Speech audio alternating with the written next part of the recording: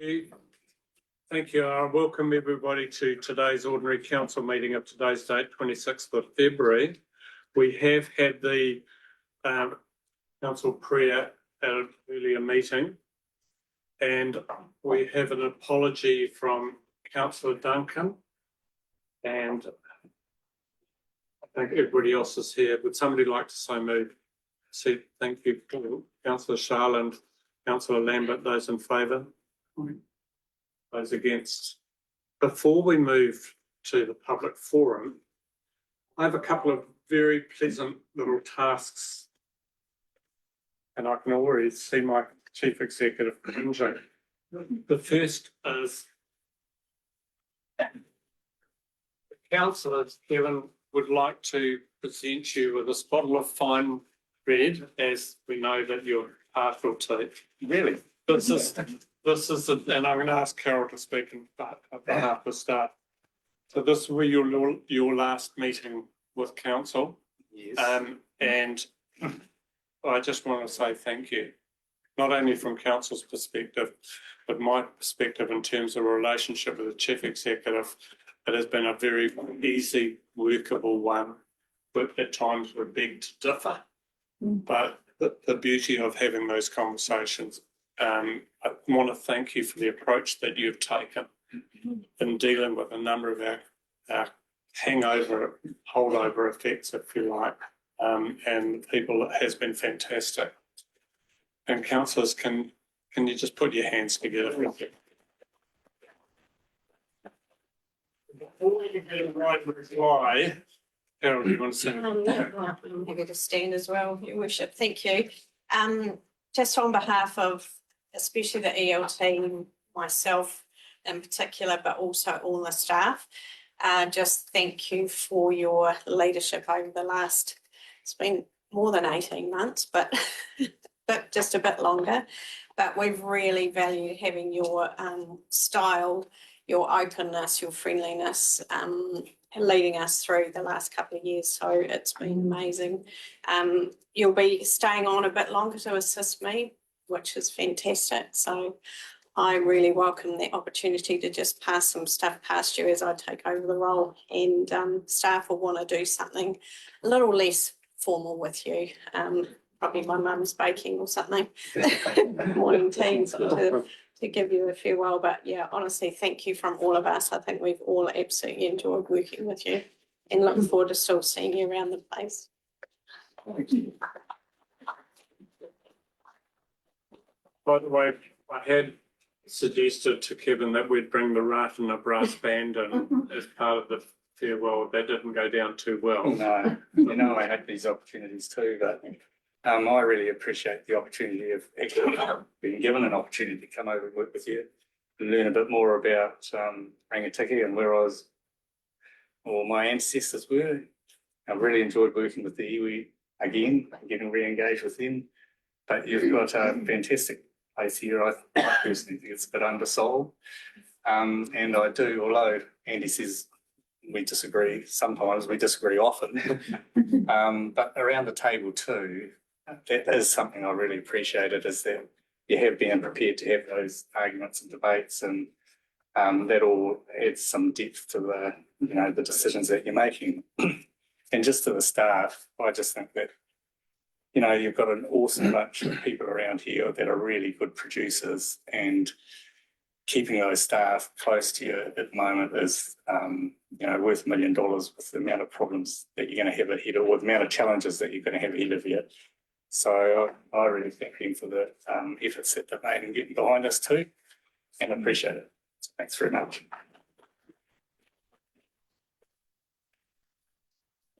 I have another gift. And just for those online, I'd just like to reassure you that the ratepayer is not paying for this. Greg.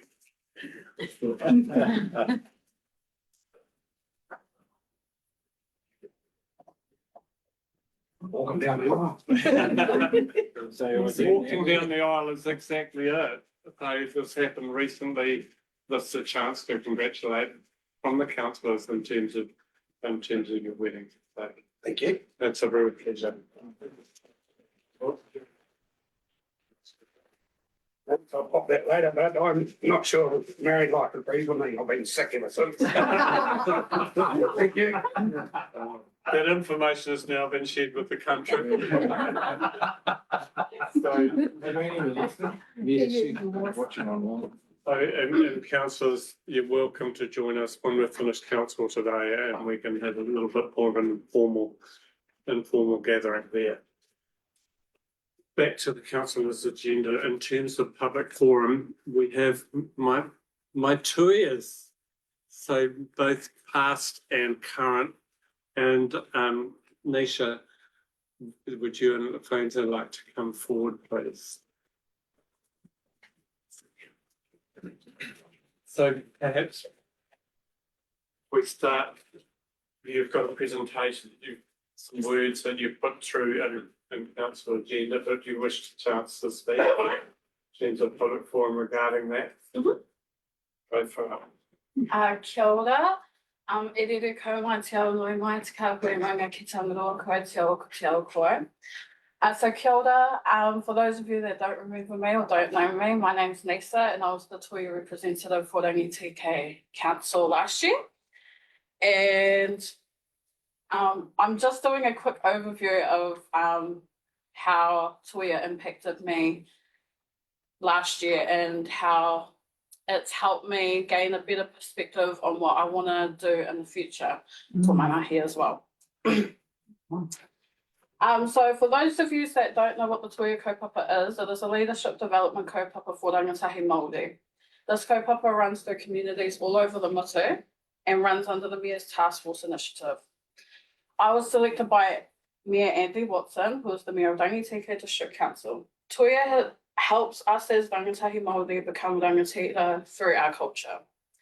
Toya is split up into 5 different wānanga over the year. Toya i runga, Toya i raro, Toya i roto, Toya i waho, and Toya te here tangata. Toya i runga, which is weaving above. This wānanga was definitely my hardest. I didn't know anyone there. I also, usually me and Andy would come on our first wānanga for Toya, but the Mayor had some other mahi that he needed to do, so I went there by myself.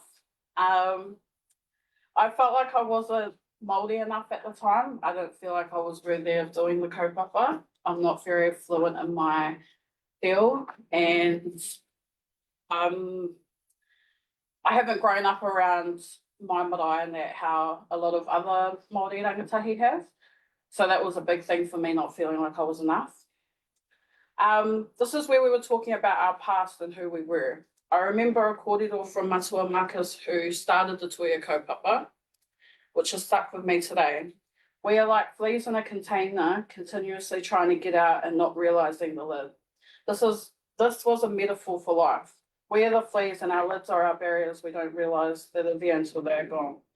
This year's been a huge year of barriers and obstacles I've needed to overcome. Toya i runga taught me how to self-wānanga with myself and take a step back, breathe and carry on. Toya i raro, weaving below. Toya i raro was our second wānanga of the year. This wānanga was about connecting to our environment.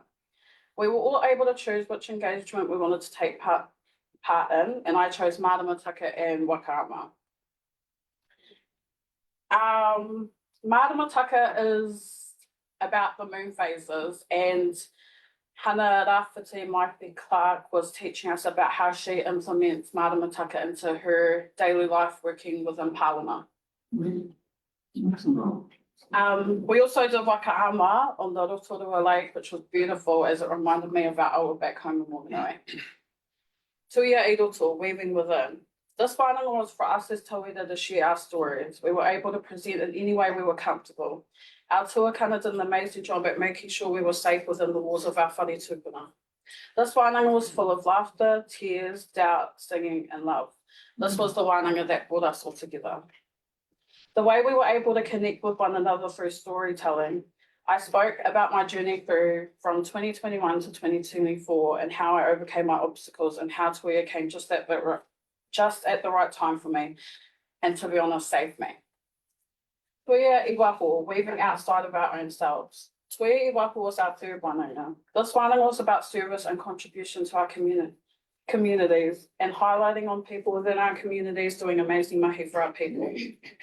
Our rōpū went to Auntie's Gardens where we helped Auntie Hanui plant seeds all over her garden for her.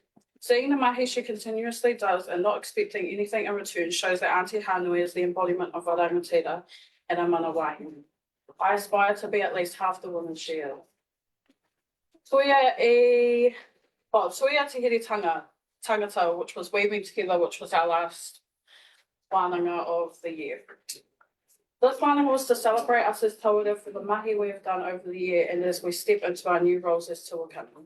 This wānanga was very sad as we all parted our own ways, but exciting as we enter the new year 2025 as Tuia Tuakana. We were able to share with our whānau friends and our mentors how Tuia impacted us this year. That's kind of a rough overview of what Tuia was about for me. I couldn't put into words how much it's actually benefited me as well, but I'm trying to implement everything that I learned last year into the mahi that I go into moving forward. I would like to thank Mia Andy for selecting me to be part of Tuia 2024. Mia Andy has been amazing in the sense of always listening to me, whether I would be rambling on about politics, different kaupapa I was interested in going to, and how we can keep Tuia thriving in our rohe. It's been an honour being mentored by you. To Karen as well, thank you for being patient with me and organising all the logistics to make sure I was okay pre and post wānanga. The growth I've made this year through the knowledge and skills I've gained through Tuia has been mind-blowing to myself and my whānau. The opportunities I was given this year through Tuia, travelling to Montreal, Canada to represent Aotearoa in an Indigenous Leadership Summit, learning governance and politics through a Māori lens, learning the impacts of service and contribution within our communities, mentoring from rangatira all over the motu and to gaining more whānau from around Aotearoa. It has been a highlight. I encourage more rangatahi Māori to take part in this kaupapa. It is life-changing. We are not just the leaders of tomorrow, we are the leaders of today. I have found my voice again and Tuia has helped me gain the confidence to stand proud in who I am as Māori and show me how powerful my voice can be. Rangatahi Māori are Aotearoa's unique gift to the world.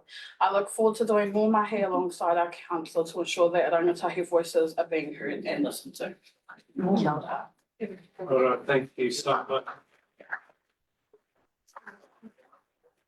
It has been an absolute privilege working with you as well. Thank you. We have a new Tuia for this year. Fainza, do you want to introduce yourself? And there'll be questions, I'm sure, from the floor around. Time is yours. Kia ora everyone, my name is Fainza Hirote, he uri tēnei no ngā waira ki Ngātiapa. I'm feeling very grateful and very privileged to have been selected as the Tuia representative for the Rangatira District Council in 2025. I'm from Kongaroa and I'm currently working at Te Runanga o ngā waira ki Ngātiapa. So I'm excited to be a part of Tuia and hopefully to gain a lot of knowledge and skills and learn more about myself at these different wānanga throughout the year and hopefully bring back those same skills to give back to our rohe. So I want to thank Andy for selecting me and being so supportive throughout this process, and I want to thank Nisa as well for encouraging me to put myself forward and for all the support that you've given me as well, and that I'm sure you will continue to give me throughout the year. It feels really good to have someone like you next to me helping me out. So that's my introduction. We've got a couple of minutes, councillors. Any questions? I'll go start here. I'm interested, how many do the program throughout New Zealand? Like, or, yeah. I think at our first one we had about 70 from around the whole of Aotearoa. But due to a lot of different kaupapa going on at the time, we had we could have had less or more at times. But yeah, there were quite a few of us. Yeah. Thank you. Ricky Tuara. first, he tino mihi atu ki a kōrero mo tō whakaro tō i pota. Nā te mihi tino mihi ki a koe Nisa. So kia ora everybody. I just wanted to say that reading your report was awesome. Quite frankly, a lot of New Zealanders need to go through that same kaupapa in my mind to learn about who they are and what this country's about. And I just want to support you in your and what you've said about having somebody like Andy as a mentor. And we've been lucky enough, well, I've been lucky enough to hear back from a number of different people that have been through Tuia. And so the more people that are into it, it's not necessarily going to be something that councils are scary to Māori. Councils aren't seen as only the realm of white men. And that's the reality of what it's been in the past. However, what I want to say to you is take those learnings and learn how you work with other people, because that's to me, that's the key thing is relationships. And so I love the analogy about it being a flea and something that keeps bouncing up and down. And when that lid's gone, you realise you can keep it bouncing as high as you want. So I look forward to see what you're going to do in your future, but also you've got a colleague that you're a new person that's come on board, and after reading what you've put together in that kōrero, I'm sure there's going to be another opportunity to learn and to grow for yourself. So just a huge mihi to both of you. Kia ora. Okay, Coral, Councillor Rakawa. Kia ora kōrua, kei te mihi atu kia kōrua. First of all, Nisa, I wanted to take this moment to congratulate you on successfully completing the 2-year program. Bub, you've grown heaps since I've seen you since Marapi Tuatini. It's a fantastic achievement, and you should be really proud of yourself, as are we all, of Ngāti Apa. And it's clear that you've put so much effort and dedication into this mahi, Bub. You should be really proud of yourself. I wish you all the best as you move forward, and as Piki Te Ora has said, there's more in the future from what you're learning, stepping forward, going into, there are Māori wards to consider, places and other political seats to look at, but there's a start. I'm excited to see where your journey takes you, and also for your journey this year. We'll look forward to hearing how it has gone for you. So, kei te mihi kia kōrua. Tēnā koe. And last one, Councillor Loudon. Well done, congratulations to both of you. I'm just curious, Nisa, what's in store for you this year? What are you going to be? Well, I've currently just resigned from my mahi at Te Runanga, Te Runanga o Ngā Wāhi ki Ngāti Apa. I've found that this year I'm kind of going on my own journey to find out a bit more about myself. I still have a lot to learn, and seeing what other opportunities there are out there for me. I love the mahi I do for my people, but I know that there's also mahi I can do for my people, but also that I'm passionate about as well. So just searching this year. Thank you. Well, ladies, thank you very, very much. It's been a privilege and a pleasure to work with you, and we'll have that relationship that grows throughout the year. So thank you for your time. You're welcome to stay. You may think, no, I've got better things to do than listen to council all day, but thank you very much. And I'll catch up with you. Cheers. Thank you.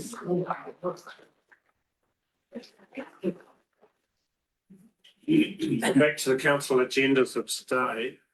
First of all, declarations of conflict of interest. Any councillors, please? No, thank you. In terms of the confirmation of order of business, we have a late item this afternoon in terms of regional deals, and I will deal with that as the last item. Yeah, sorry. Some of that I will transfer to my correctly. That's absolutely right. I'll transfer some of that to my news report. Thank you. Confirmation of the minutes, looking for alterations and corrections. Sorry. Yes. Ricky, I've seen you sneak in.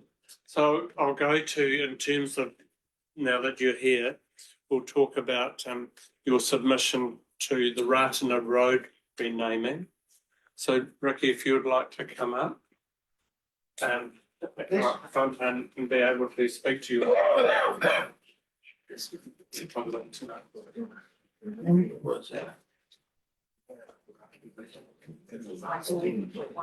So for item 11.1, councillors, Ricky, in terms of submission, you have up to 10 minutes to speak to your submission, which includes question time.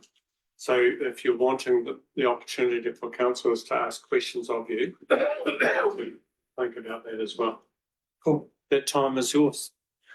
Kia ora tātou, me e te koutou I manaaki tēnei mai tātou iwi.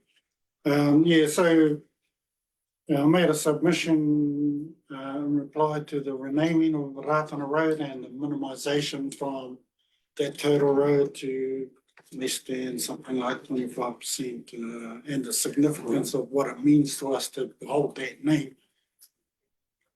So I had a meeting with the landowners, which that particular road goes through. They were not in favour of renaming the road. They had to affix their land. I spoke with the president of the church with regards to renaming the road. I was not in favour of changing that name, any other name other than Ratana. I spoke with our legal advisors, Kauri Legal. They said that we had to make a submission, and based on what we saw, their view was that that wouldn't be in our interest regarding Ratana to have that name changed. And its significance relative to the history of this country, because there are only two indigenous religions registered in this country, and one is Ratana, and the other one is Ringatu. They're the only indigenous registered churches in this country. So the significance of that has bearing on the name that the only road that goes in there is the name that was given for Ratana, and that's the significance of Ratana. So if you don't know who Ratana was, in 1918, he began an evangelical ministry of healing people, both our people and your people. People who were dead were made to rise. People who couldn't see were made to see again. People who were crippled were made to walk. That is the significance of Ratana. I know of no one in this country who held that power. That's how that village and settlement came into existence. Because our people, pre-colonization, the population estimated was 140. By 1918, the epidemic influenza had annihilated 100,000 of our people. So he came at a time when we really needed it. But he didn't isolate himself just to our people, he helped all people. So when you come along and you say you're gonna rename the road after a weed or after a crayfish, that is not seen as good. It's I don't want to say what I want to say. You don't want to meet me on a bad day. So renaming that road has a huge significance. And so if you continue to do that, then we will seek legal avenues in which to make restitution and keep that name, which is relevant not only to the Ratana community, but to this country and what it meant. And to substitute Ratana for weed or crayfish is not good. I don't know who tripped that name up, but it's not a good one. And so that's all I really wanted to say. The president of the church I spoke to for some time. At this particular time, every second Māori is in Taranaki at a thing called Matatini. So good for them. I'm not big on culture because I'm a farmer. And so today is a great day because it was bloody raining. whilst the rest of the country basks in the summer heat and goes swimming, I'm like, where's the bloody rain? And Andy would understand that because he does farming too. So I'm one of the few farmers in our community, one of the few farmers because I don't like meetings and hooies and sitting around in front of the computer. It just doesn't do anything for me. But I prefer to be out working hard and having a good meal, and hopefully the wife will give me a bottle of ale, but it's not likely. So that's all I wanted to say, is that's not a good name to replace or to rename. Ricky, are you happy to take questions from councillors? Sure. Go Pikituora Hero first, councillor. Tēnā koe, Ricky. I don't think I've met you before. Engari o se, I've been part of the Ratana Community Board when this kaupapa came up. And so from my take on the whole thing, the community board, you don't mention the community board of being of people that you've contacted, but the people that live there, of course, is Grace Tidal. Is that your sister by any chance? Niece. Niece. So there's Grace, of course, Charlie, Mete, Does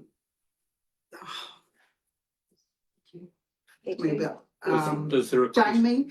So my question to you would be, because it's good that you've been able to say what you've said about the name. It's just that they've never ever come back to say that there'd been any opposition to it. And I don't know who came up with the name. I'm assuming that the council would have got that from somewhere within that group, within, the community board group. So I was just wondering whether or not you'd had any cordial with Jamie or Grace or Charlie or anyone that's part of that community board. Well, the first point of interest would be the president of the church, and the second point, which affects all of the land at it goes through, which is the Ratana owners. So I'm the chairman of the Ratana owners, and I called a meeting, and those people were notified of that meeting, and that's how come I'm able to speak, because the Ratana owners, in majority, don't actually reside in Ratana. And so when they come into Ratana, they don't want to come down the Ratana road. They don't want to come down a road named after a weed that's not indigenous or from this particular area. Yeah. And I doubt that there's any other name in this country that can substitute that name in its significance. So if you're saying that I didn't consult them or I went down and saw my family first. So Grace is only the niece, it's my sister who's the eldest in my family. And I explained what the feelings was, not only of myself, but of the landowners, because it's the landowners that you're going to affect. Yeah. Not the community, the landowners. So let me make that very clear.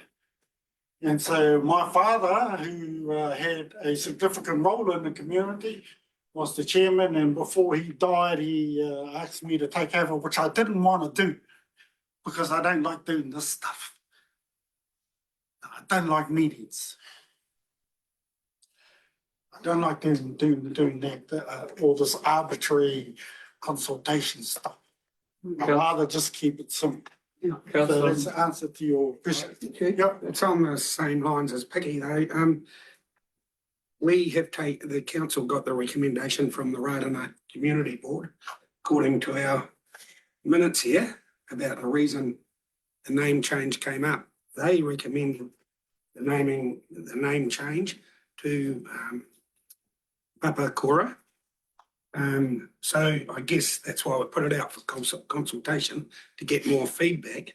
But it was a Ratana Community Board that put the proposal or submission to council in the first place. Yeah, but like I'm saying, the first point of call was my sister, who's the eldest in their family.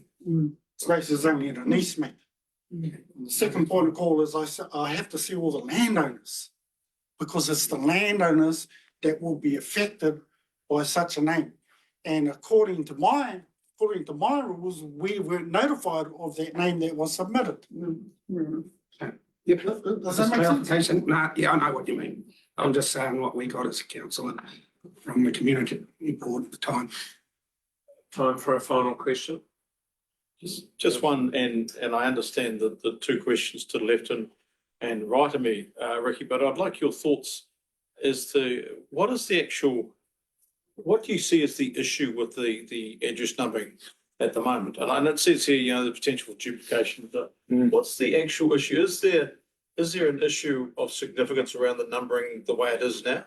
Is it creating some sort of an issue that needs to be addressed? I wouldn't know what that issue was, but I understand that there's a difference between one side of the road as to the other side of the road being residential, so I'm not sure, but at this point, that particular issue works because we still get our mail at Ratana, whatever road it is, for those on the other side, so. I do I'm not too sure about know the road, so thank you. What that is. Okay, thank you. See you, mate. Thank you for allowing me to speak. No, it's good. No worries. No, good stuff. We'll take the rest of 11.1 as a matter of consideration late in the meeting.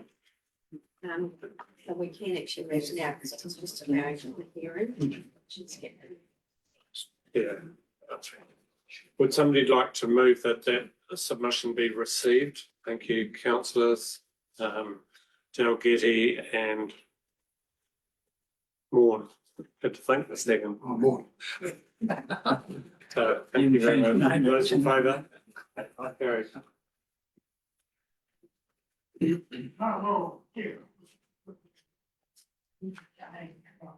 Thank you. Now looking for confirmation of minutes, looking for alterations, corrections, starting pages 6, 7, 8, 9, 10, 11, 12, 13, 14. Somebody like then so move? Councillor Sharlam, Councillor Carter, those in favour? We're very solemn today, to my eye, is the correct response, carried. Thank you. The follow-up actions, who's taking us through that? I think we could just pass over to Anna as they both relate to his area. Thank you, Mr. Benedict. Bernardi, sorry. Thank you, Your Worship. Let me just quickly have a look. Yeah, so both of these, the first one, we said we would look at speed restrictions close to the school. What we want to do, we have a potential solution is we just need to keep a very close eye on budgets this year. So it'll be late in the year to see if there's funding available to get that done.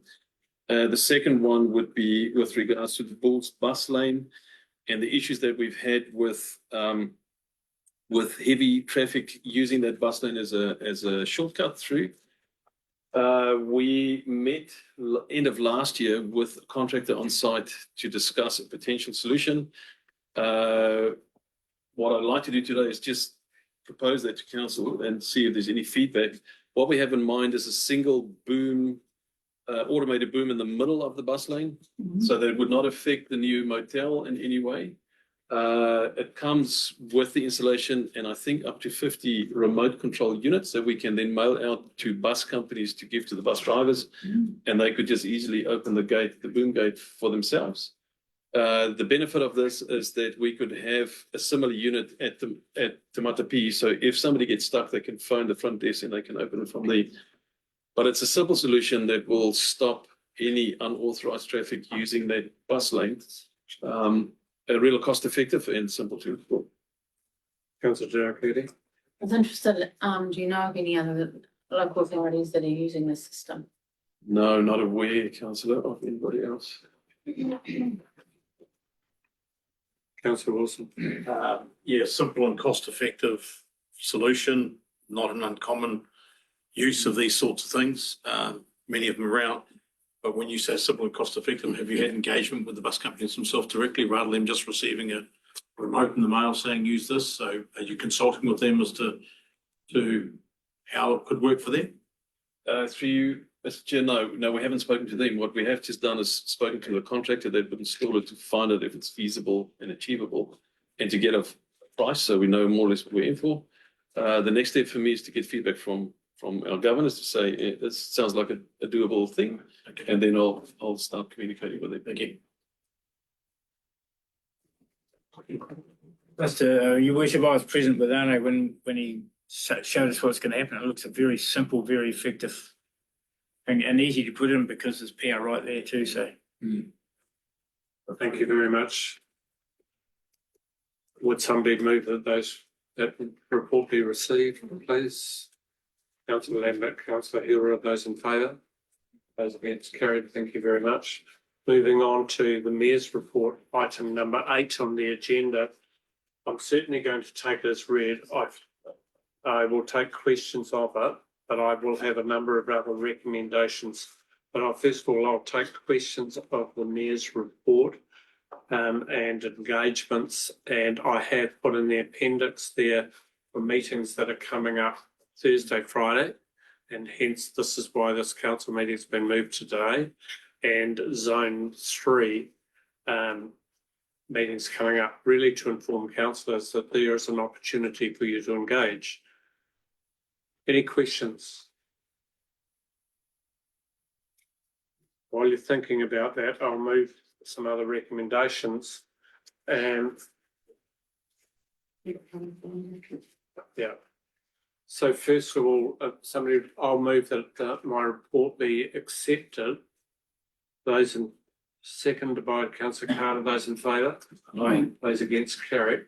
Recommendation 2, that the tabled late document to item 8.1 of the Mayor's report under the heading regional deals and be dealt with as part of the agenda for council meeting of today's date. We are unable to delay this because to a subsequent meeting, which would be normal practice. However, these have to be signed and submitted to government as of tomorrow. Yeah.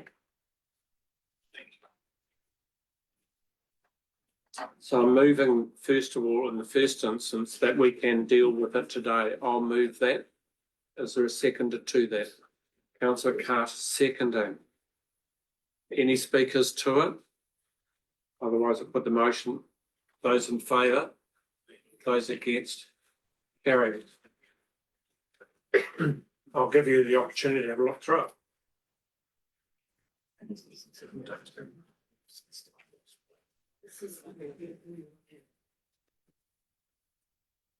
So this is the document that I emailed out to you this morning, councillors, but you should have had the opportunity to read it. But I'll take any questions around the report before I move to the recommendations. Questions?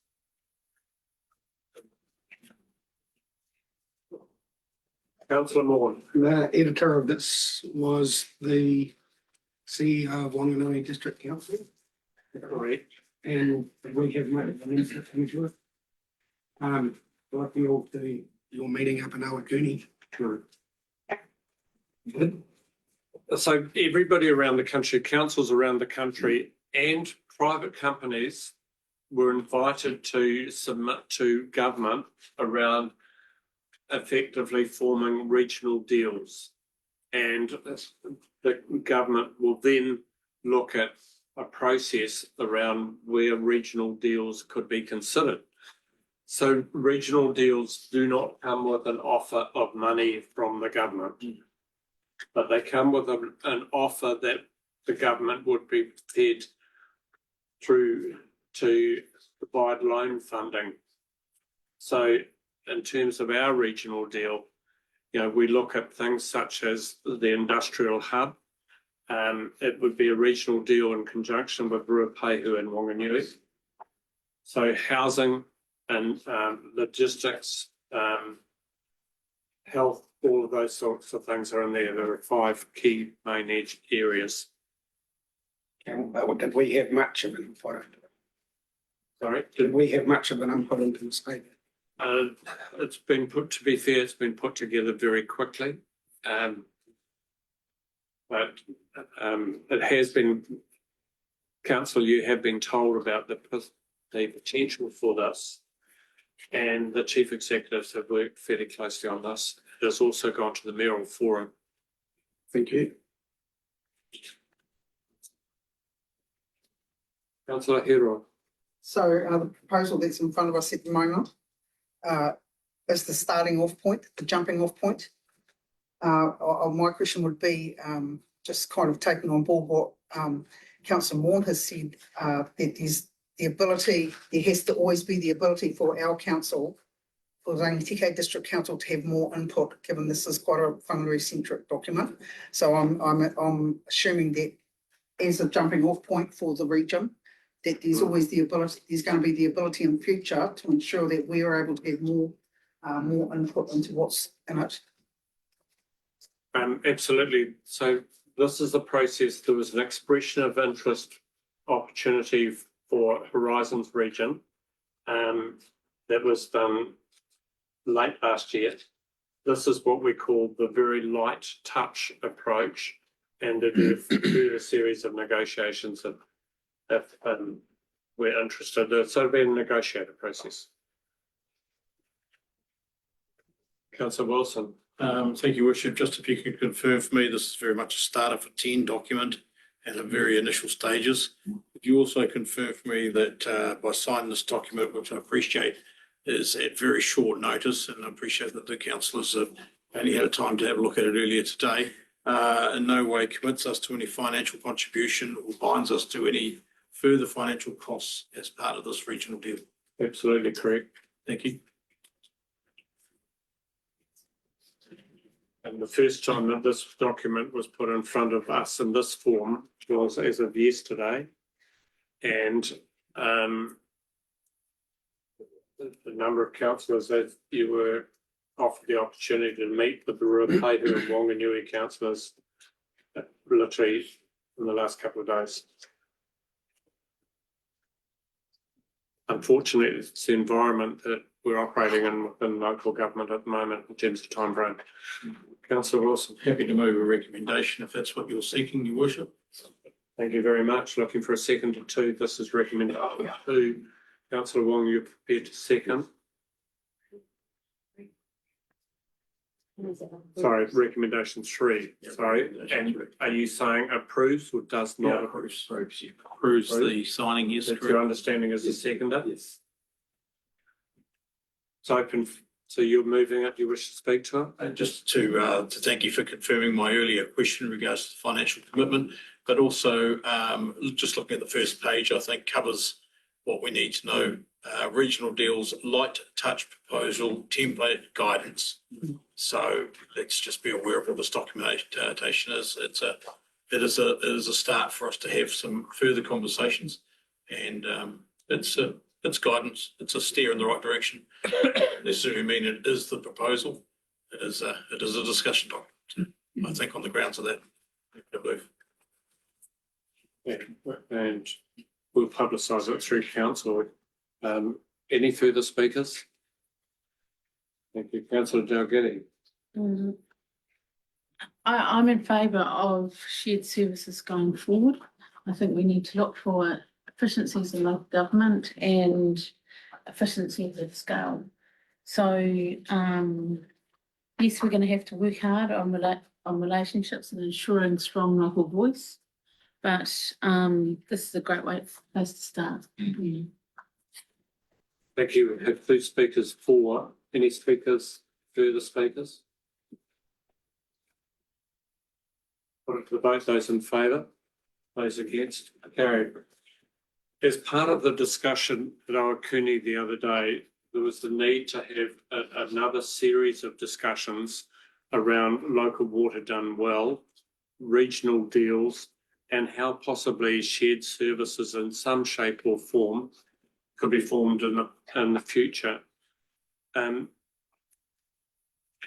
What I raised at that meeting was the potential difficulty around sheer workload for councillors and possibly the need to have a working group associated with those discussions rather than all of council. I'd be interested in your views around the table as to whether that would be the correct approach, Or do you all want to be part of those, have the invitation to those meetings?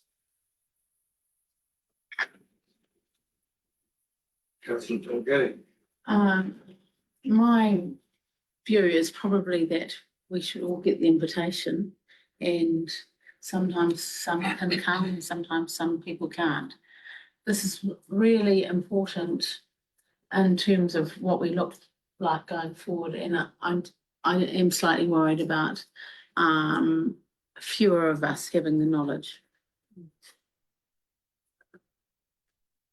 Further? Yeah, I agree with Councillor Dalgety. I'd like to see 2 or 3 appointed, but with the rest of us given the opportunity to attend meetings should we so choose to. Yes, certainly, even if we appointed 2 or 3, absolutely everybody would have the right. They are that affect public meetings. No, it's true. We iterate that. It's important for us to be there. If there was a working group to be appointed, can I have any interest as to who would be part of that? By necessity, the mayor would need to be part of it. Councillor Dalgety, you'd have interest in this? Yeah. Councillor Loudon, you'd have interest in it. Would anybody else have it? Councillor Wilson, you'd have interest in it. I think that would be plenty. Would somebody then like to move that Councillors Dalgety, Loudon, Wilson, and His Worship the Mayor be appointed to a working group? Are you wishing to move that, Councillor Hero, or you would? Yes, I'm happy to move that. But also to say that when the huis come up, the rest of us can also attend if we want to. Yeah. Hilda. Yeah. Sorry, Councillor Rakawa, I missed you on Zoom. Kate Pai, I was going to second Pikiti orders. Thank you very much. We'll accept that. Councillor Hero, do you wish to speak to it? I think it's pretty straightforward. I'll put it to vote. Those in favour? Those against? Carried. Thank you very much. And I'm just looking to see if there's anything else within. I'd just like also to note that as mayor, I can appoint, and I've appointed Councillor Loudon and Councillor Wong to the Policy Planning Committee, just so it's in council minutes. So there's no need for a motion or recommendation there because I can just straight appoint. Thank you, and you're already sitting on them effectively, like congratulations for a job well done. Move to item number 9, the Chief Executive's report. And which Chief Executive? We're right as newspaper, so I think I'll pass Ms. Gordon and Ms. Gordon. Thank you. There's a few updates to this report as well, and I'll pass to colleagues as I need to. So I'll just go through as we normally do, section by section. If there's any questions around events or staff movements or health and safety, first of all.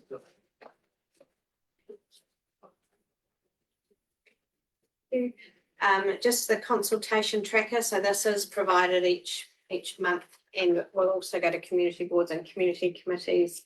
I just want to mention, there is a high workload at the moment with what we're actually trying to achieve. The comms department in particular are getting under the pump with a lot of the work they're doing. We will start working on information around the elections very soon.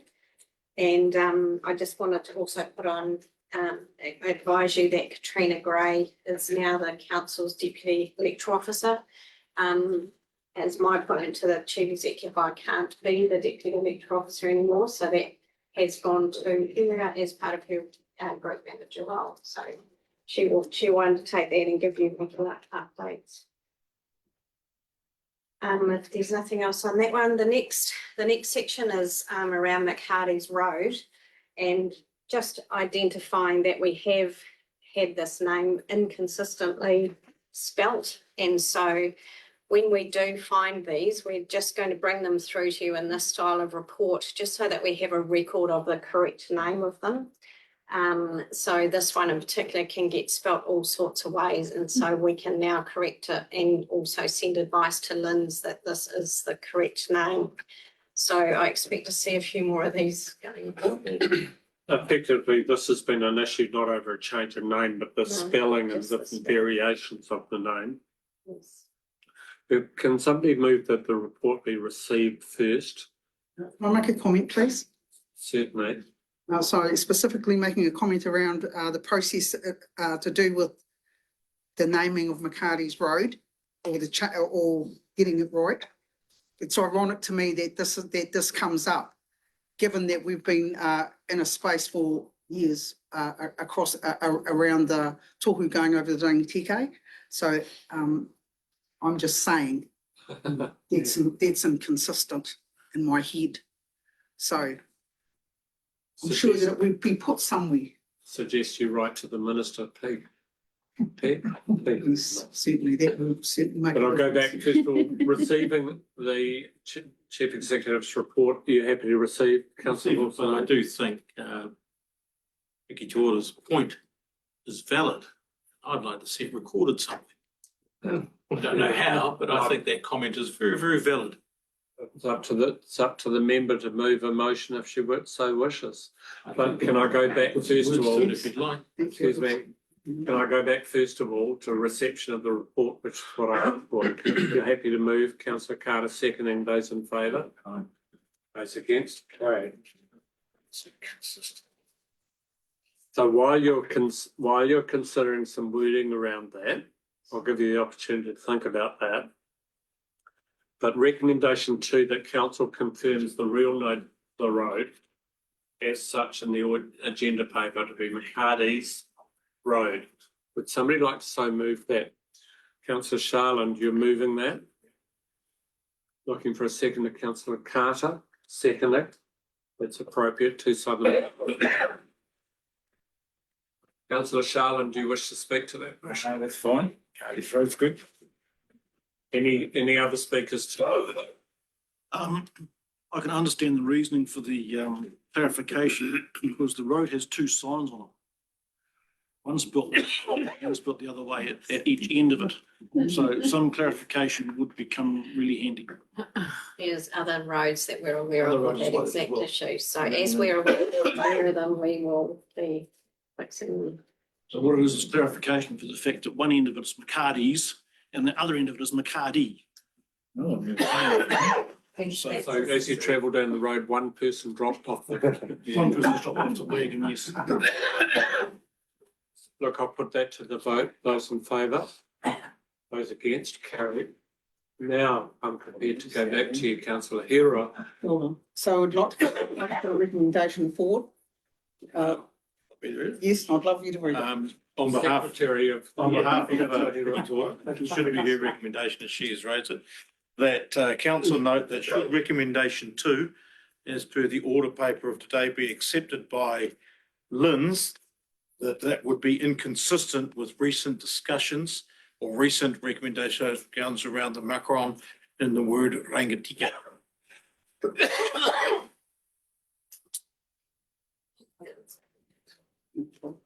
I made up half of that, so you never. Say that you want to win. No.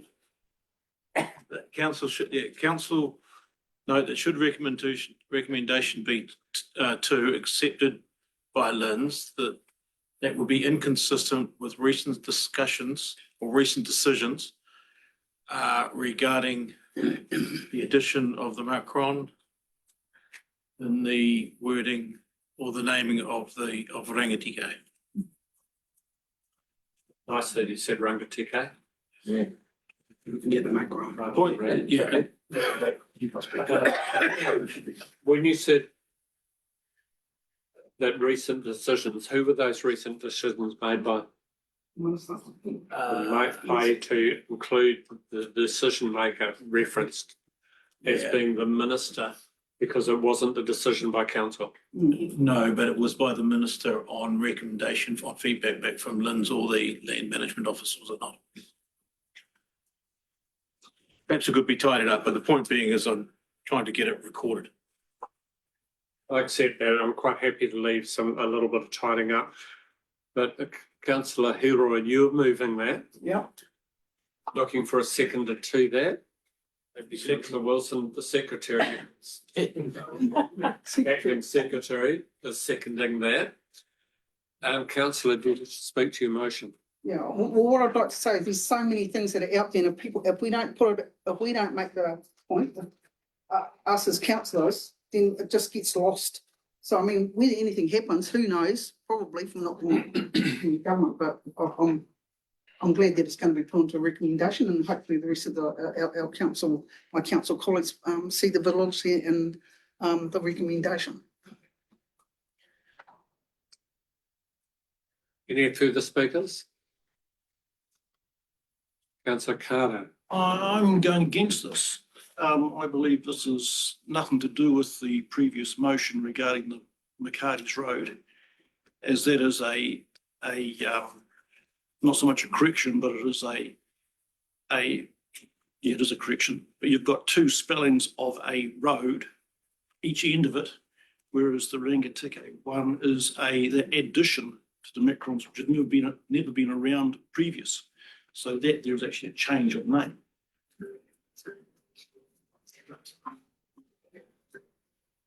Councillor Rakawa, you wish to speak? Kia ora, I do, Your Worship. I speak in favour of this motion in regards to, I believe that it is well, Councillor Carter said it was a spelling mistake for McCarty's. I think that what the motion is on the table, the recommendation that Linz looks at it, is it a spelling mistake? It wasn't there before, maybe, but I believe that we should let it be noted that it's not we're not congruent. Linz isn't congruent with what they're saying with McCarty's is, and we don't get to have the Macron above our eye. Rangitike. I total call this. I total call your recommendation. Any further speakers? Right of reply. What I would say is that it was spelt incorrectly in the past. You put it to the vote. Those in favour? Those against? Carried. Thank you very much. Back to you. Moving to the next section, Te Waia Te Ika framework. So this is where council has had a presentation in the past to look at a governance representative for this. There was a request to seek input from Te Rupuahi Ka, which we have done, and as that meeting wasn't able to be held, the chair of that committee went out and sought positions from each of the members. So we asked for an update at this meeting from that committee, and then there's a recommendation to follow with an appointment. Thank you. Thank you, Carol. So as the chair of Te Rupuahi Ka, what I would say is that we went around our table and had a lot of discussion around what was being sought. The overall decision, thoughts that were put in at that meeting was that the council appoints the mayor position as opposed to the person. So it was put in as we supported the thought of having the mayor put into that role. And of course, at this moment in time, the mayor is ending. But given that there's going to be an election in October, that could change. So instead of having him specifically, we went with the position of the mayor. Thank you. And yes, I would accept the position. So are you willing to move recommendation 3 that the council appoints the mayor to be the representative? Yes. Looking for a seconder to that. All right, Coral, are you wishing to second or speak?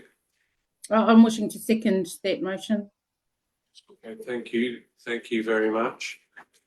Do you wish to speak to it? Well, it's been in front of us as a full council in the past, and we've gone through what's needed, what they're looking for as a representative. I believe that the mayor himself has all those qualities that they're looking for. You've got the knowledge behind it, and as far as I'm concerned, the mayor, is the right person for the job. I just quickly wanted to say that we did seek other feedback from other members of Te Rōpū Ahi, and some people thought that they wanted to sit on the thinking, and so I was able to go in and have a kōrero to them to explain and give more context and more understanding about what was being sought. Thank you. Other speakers, councillor Wilson, I got confused. Just checking that taken as a right of reply. If it is, I'll refrain from speaking, but not sure. No, it's speaking to the motion. Speaking to the motion. Okay, thank you. Yeah, I actually agree, but I just wonder if it hampers us a little bit for the future, by simply saying it is, council appoints the mayor. Wondering if there shouldn't be appropriate mayor appointed, because the mayor may not always be the right person for the job. And I just wonder if there shouldn't be a degree of flexibility in this recommendation somewhere, and would ask councillor Piki Te Ora as to whether or not that had been considered around the Trebiai car table. I just wondered if there's a little bit of a risk in there by just having that mayor. Yeah. Taking some advice from the chief executive. Just in the process, remember that when you have your triennial, you then appoint all of them new, so you have the right to replace or reappoint or do whatever you choose. So every time that comes up in terms of your triennial, you'll have an opportunity to replace or renew. That's my understanding that was written in the legislation. So you could consider that every time that's appropriate. Being every 3 years. After this, you have the time to replace at any time, Okay. if you so wished. But my suggestion at that around that table was at the triennial, all your appointments come before you, and that would be the time to reconsider. So it would deal with the concern that you have. Thank you. If it's in there to a degree of protection, then I think. Take that as a question rather than a speaker. Yeah. Any further speakers to this? Don't need to go back to right or reply, put it to the vote. Those in favour? Those against? Carried. Thank you, and thank you very much. Moving to item 10. Clarification. Sorry. I haven't finished. Sorry, you're right. I looked at the recommendations. You can have some more time. Councillor Carter. Point of clarification with the McCarty's Road. It discusses the two names in the document, but it doesn't give us which one it is to be. We've got McCarty's Road up there. It's in the motion. Or is it? Okay, thank you. So that's ES. So just the next section is around submissions, and there's just a couple of updates for this one. Noting, and thank you for those that provided feedback, but noting that we did finalise the local government water services bill submission and got that submitted on time, and it now shows on our website. There's a further update, and Arno will speak to it around the wastewater standards that he was just notified of yesterday, which might be of use because it will be something coming up in terms of submissions. Of Arno's can just give an update on that one. Yeah, certainly, and I did see that coming late. Sorry, cutting you off. Thank you, Arno. Your Worship, for the opportunity. Yeah, so last night, about 6 o'clock, we got notification that it's out for consultation. From my first read of it, it has the potential to change our view of wastewater consenting across the district for us. And it has the possibility of being significant. So what we're going to do in this space is on Friday already, we've got a conversation lined up with our planners with regards to Martin and Bulls to see how it might affect things. This is only for consultation.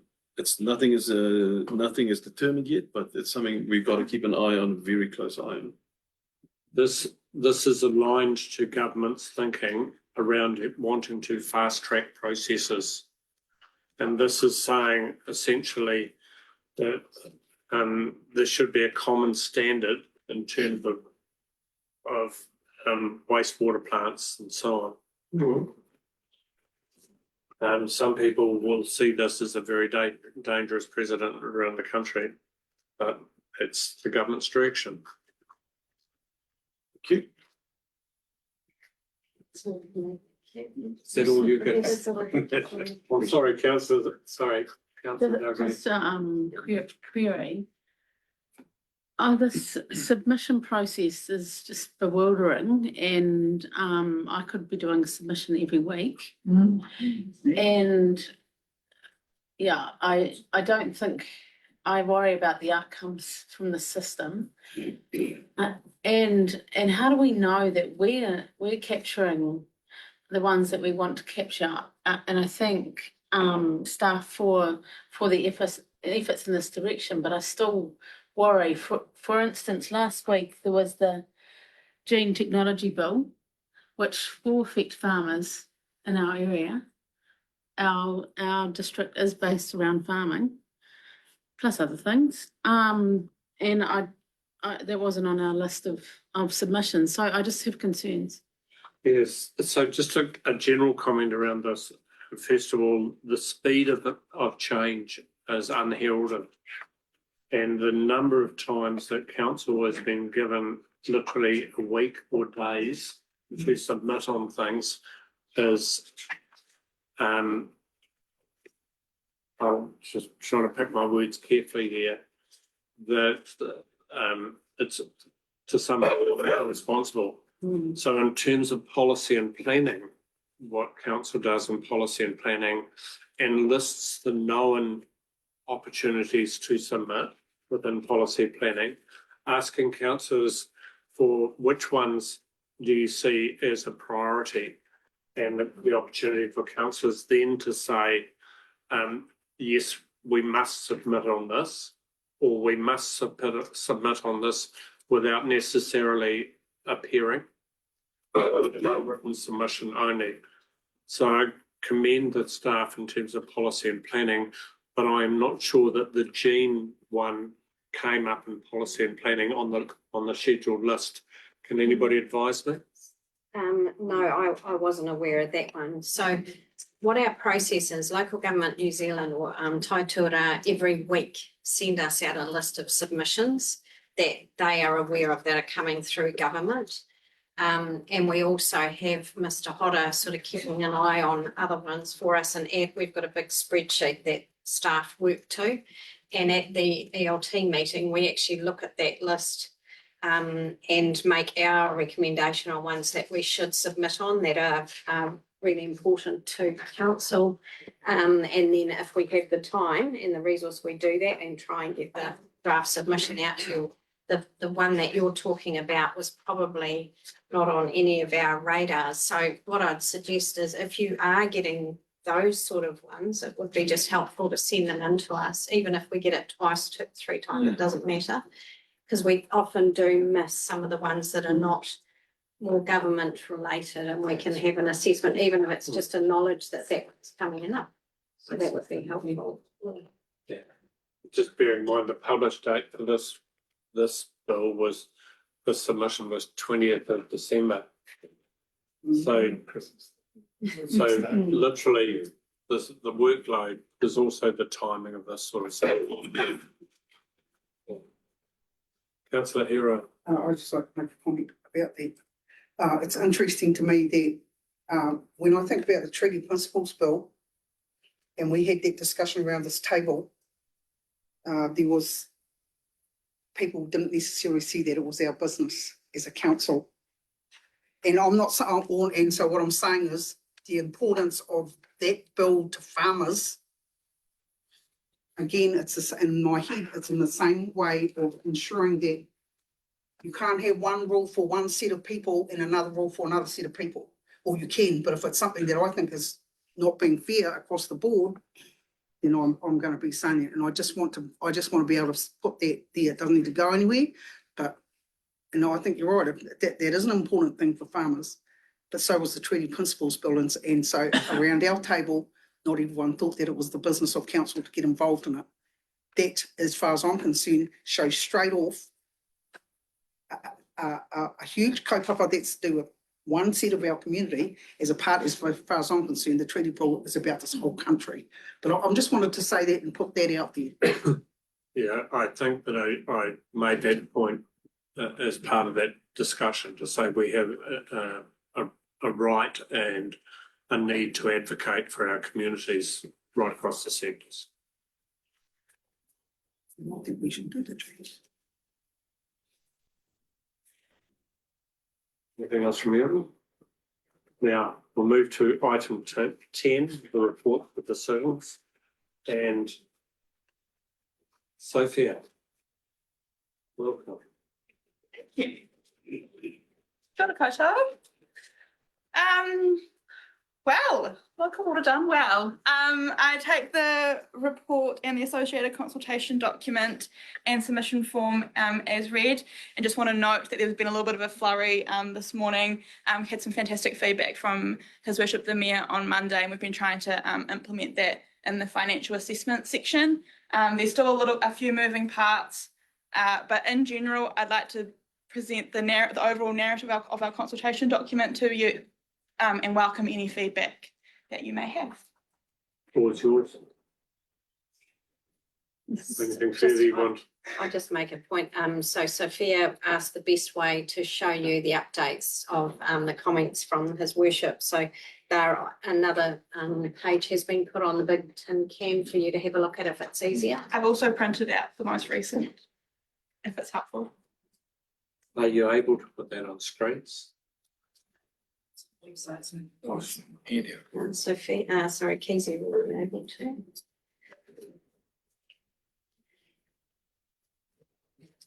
Just a bit of clarity, isn't it?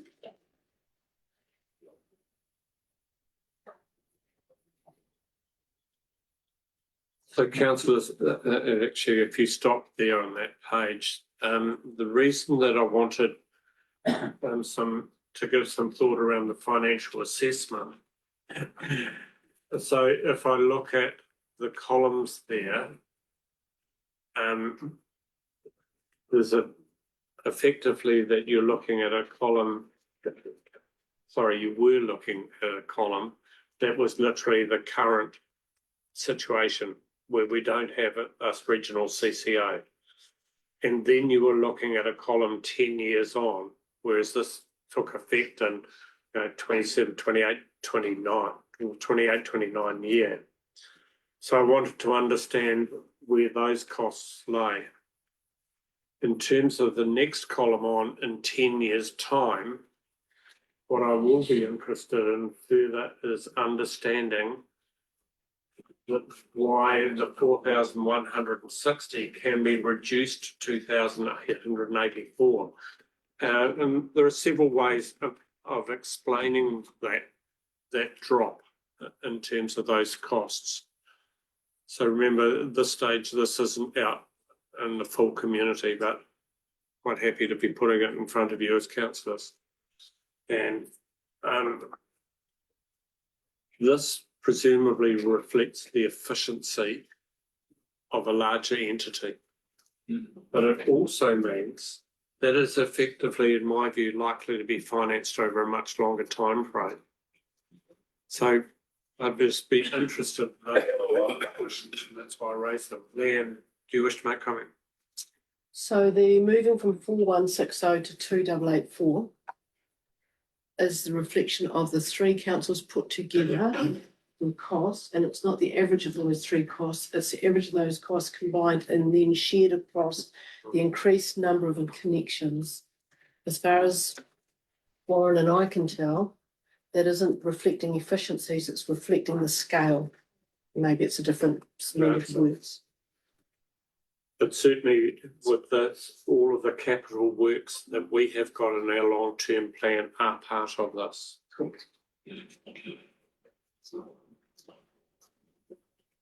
Any questions? Councillor Carter. We're shown figures of a very well estimated extra cost to us at the end of the day. We've been billed. It doesn't show us our savings of that being taken out of our rates at the moment. So people seeing this like I'm $5,000 worth of rates, I'm only get an extra 2.5 stuck on my rates. But it doesn't show you of that $5,000 what's coming out that I'm already paying in the water side. So I think that is really cross meaning. It's just showing you extra, doesn't show you what's coming off. I understand your question. So certainly being able to talk to communities around the total bill that they will receive, which is a combined bill from the entity and a combined rating position that they'll have from our authority, is the pertinent point here. Yes, yeah, doesn't show you what's coming. Yeah, like we were talking this morning about of the water side of it being 40% of our rates bill. Yep. That's not shown on this. Whereas people, the Joe public are looking at it and thinking all it is plus, plus. There's no coming off. Yeah. So, if there are other things that you as councillors want to look at, or to check on, this is something that you should be raising directly. And is that feedback through you or Sophia or who? Can I just make a couple of comments? One is that the other side of the point that Councillor Bryan's making is the fear is they could also take that off and say that they're believing they're going to get that much less. And so that's some of the work that, remember, we keep talking about these overheads and how we're going to have to move over the next 2 to 3 years about getting them reduced, because you could easily think as a ratepayer that you could take that off your bill and the council bill will just be down to that much. Well, that has to be worked through. I think any feedback should come directly through Carol, which will end up with Sophia anyway. But I do think that perhaps a resolution at the end that the final draft be signed off by you, which allows us some time for getting feedback from councillors and everybody else, and get this into a form that everybody's happy with. Yeah. Even though you know everything, it's really difficult to explain this. And Sophie and I have had this talk, and I know you have as well. It's really hard to get this complexity through to the community and divorce local water's done well and the Martin water supply. It is incredibly tricky. And so any comments that you can give or feed in that you feel will give more clarity, we're open. And I will stress that this is a moving beast. There are still decisions to be made by, first of all, government. There are still decisions that would be made by the water entity. For instance, have absolute clarity on a uniform charging rate across the 3 councils. In our case, is probably the most telling one of those decisions. So it is complicated. Have you been able to have a look at our people's consultation document? Through you, Mr. Chair, we are one of the first councils to go forward for consultation. So yes, Palmy City Council were very kind and let us have a little peek at a very early draft of theirs. I've also seen Selwyn District Councils, which came up earlier this week. But aside from those two, we're a little bit light on the ground with consultation documents, and I suspect that we will probably be largely leading the charge with a bit of a format as well, because other councils are consulting in the March, April, but obviously we really wanted to try and keep it as separate as possible from our annual planning simultaneous consultation. But it's really, really important that we're all singing from the same song sheet when we come to explain this to communities. Councillor, Just wondering, and I'm really only just having a look at this for the first time, and I really need to probably read it 2 or 3 more times, but understand where we've got to. But it's signalling price harmonisation. That is not guaranteed. I don't think it can ever be guaranteed, and I think we should perhaps have some reference to the fact that it may not be. And I don't know how you're going to show that, because we don't know what it could be. And but the assumption that price harmonisation comes in, not so sure about that. And I think we also would need to be considering that whatever the model is, from a billing point of view, won't be the decision of this council. It will be the decision of the CCO entity that is formed by an amalgamation of councils. And so we just need to be just a little bit careful in what some of this, my first read of this is that there's a lot of assumptions. Yes. The telling thing is the time frame is ticking, that you would need to receive feedback by Friday. Friday. Yeah, but you just, sorry, Your Worship, but you just said, to be all on the same page as a group of councillors. Well, there's a lot of questions sitting under here that as soon as this goes out to the wider publication, which it is now effectively, not sure. But even when it goes out, there'll be some advice, I think, that we can prepare for councillors to say, this is the explanation behind this and this. And when I looked at this briefly, I hadn't considered the scale effect. So that it was a flaw in my part of my thinking when I was first looking at it. No. I'll just make another point, please. You can make several if you like. Just to also round out the your point, Councillor Duggan, I think that also pulls into your point as well, Councillor Wilson, around the making sure we're all aligned. In terms of Model 1, so our preferred option, Rangiti Ruapihu and Wanganui, we have a transition team that has been meeting weekly, and then a subsequent comms and engagement subgroup that also meet weekly. And I am leading the comms and engagement subgroup for this piece of work, so for the consultation document. So completely take your point around there are assumptions that have been made, and I 100% agree that we need to clarify those, and that's where we can have our nice little asterisks and that kind of thing. And I would encourage you to read it in detail and make sure that we've captured all of those. But in terms of an aligned way forward, this work has not been done in a silo at all, particularly around Model 1, but actually also, even though Model 3 is a bit of a funny one because we're using it to try and show scale, but it's not actually a practical option at the moment because of the fact that other councils have said no, as we all know. But even with Model 3, the regional steering group still talk regularly. And so, yes, we are one of the first councils to go out and respect that, but yeah, the work hasn't been done in a silo. Thank you, Councillor Loudon, Councillor Hero, Councillor Loudon. Thank you. Just a comment from a ratepayer perspective. One of the big concerns was loss of control of the assets, so getting that across that council will have a say within the CCO, and hopefully that say will be balanced. And how do you impart that knowledge to the ratepayer? Because it's going to be one of their main concerns is taking our assets that we paid for.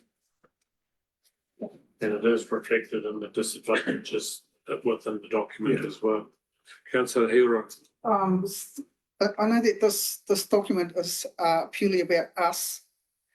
When you've said that it hasn't been done, you haven't siloed out anything. Is there? I'm just wondering whether or not the connect with those other two councils. Is that what you're saying when it's not siloed, or are you talking about within ourselves? So two things. One on that. Sorry, may I speak? So not in a silo with regards to our three councils. And I'd be interested in what you're thinking and what you're meaning in terms of not in a silo within us.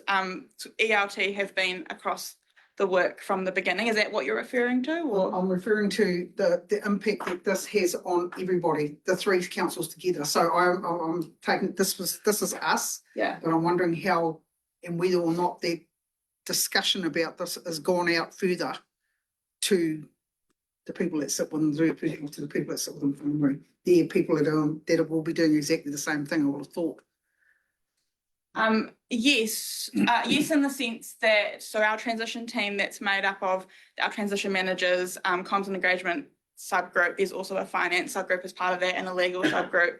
and maybe another one, maybe governance as well. We all meet together, and they have all seen this and given it a tip from their individual perspectives to make sure that we're aligned, but also within the individual nuance too. So yes, the basics and the overall narrative are 100% aligned in terms of the Wanganui and Ruapehu and ourselves. But I think it's also important to note that this is our document, and this needs to serve the Rangitike community primarily first, and we might need to make sure that we're presenting the best option for the Rangitike community. So whilst it is 100% shared, they have seen every single page of it and they've given it the tick, which is why it's taken, unfortunately, a little bit longer to kind of get it in front of you guys. It also has local flavour as part of it, because I think that's quite important to the Rangitike. Okay, I'll start with Sam, Councillor Wong. Just to clarify what Councillor Wilson was asking about the pricing across. So the other two councils have seen this. Is there a will from the perhaps CE and the mayors that we want to try to have a price harmonisation? Or is this just wishful thinking on our part? I mean, I know we would want to, but I mean, where's the message we're getting? But it's like at the high levels, is this actually what is it? Was this a very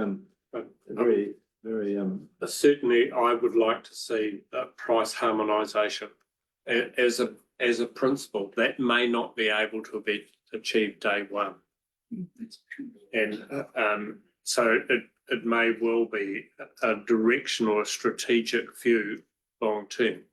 But remember, it's the entity board that would be making these decisions, not us.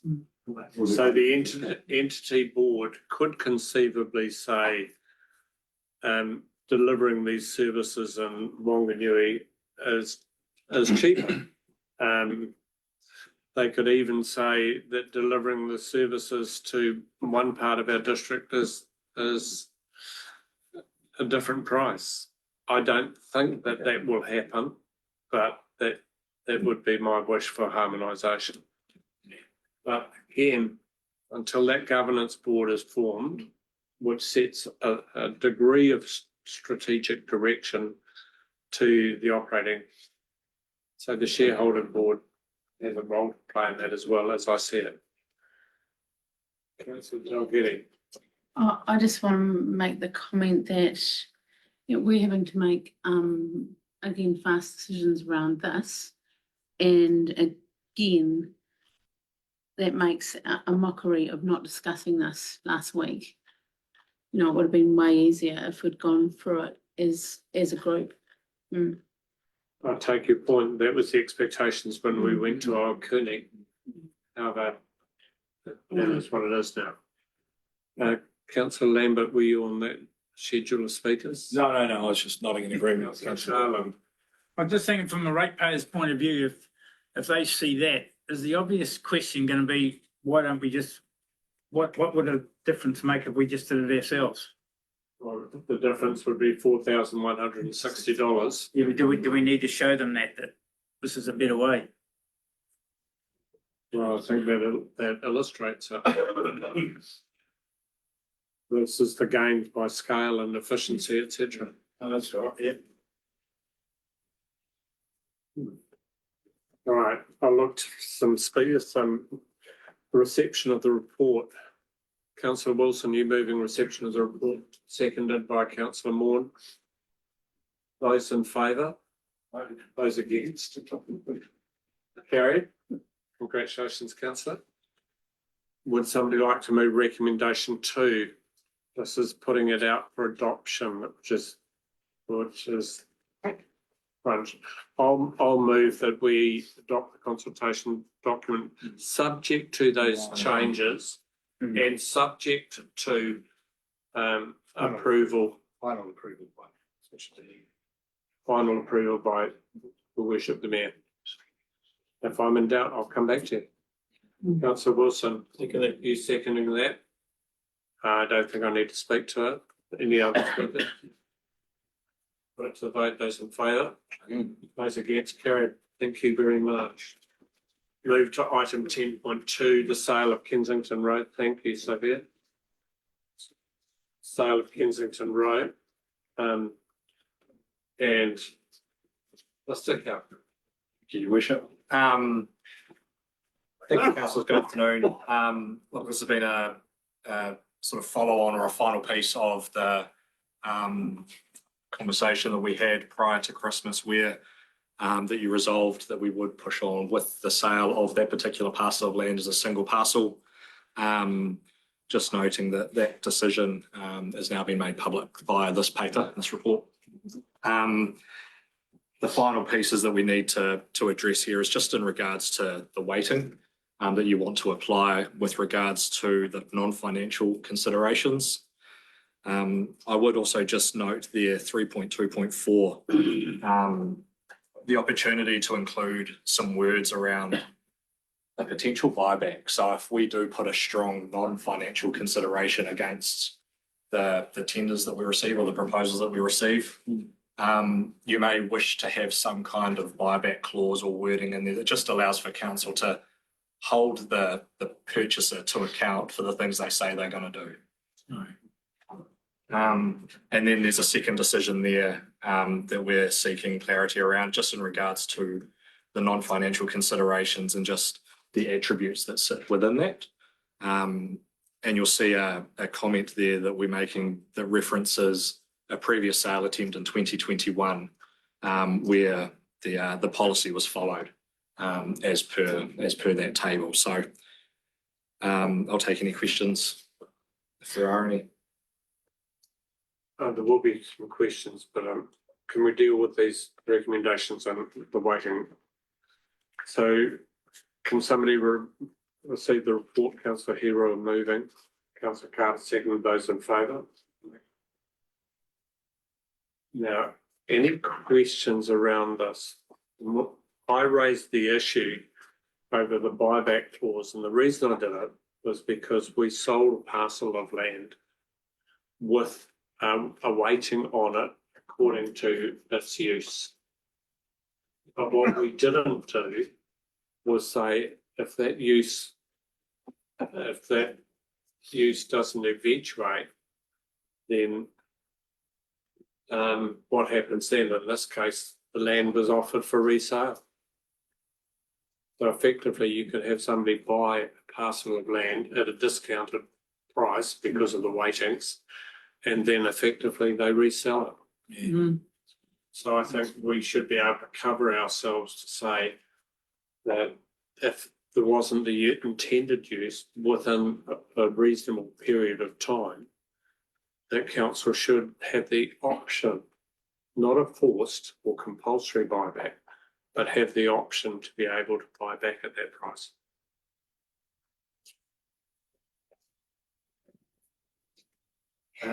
Councillor. Should that be worded as first right of refusal? Sorry. Should that be worded as first right of refusal?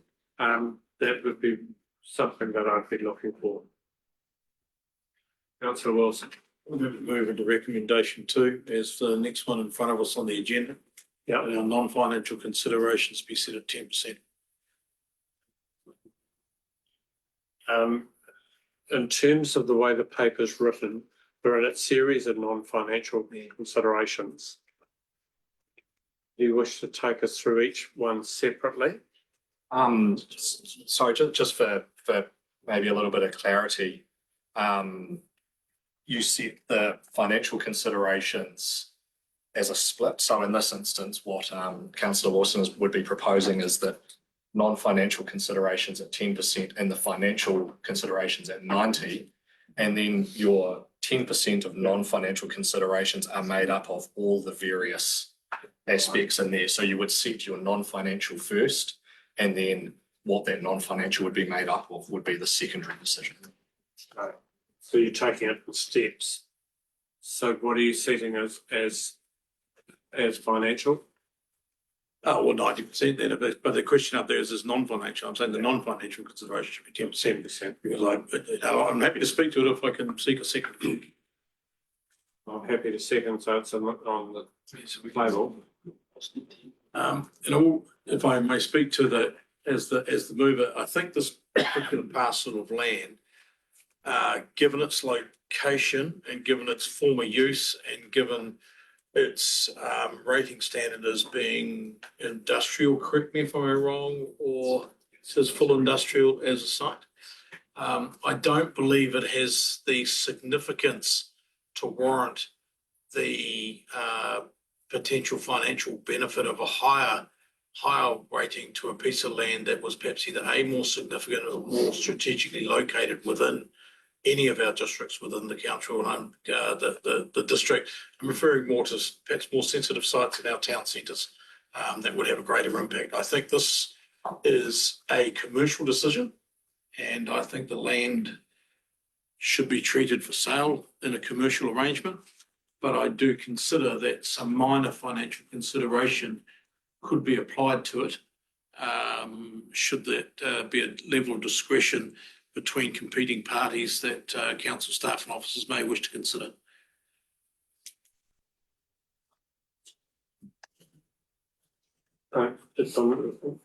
Further speakers?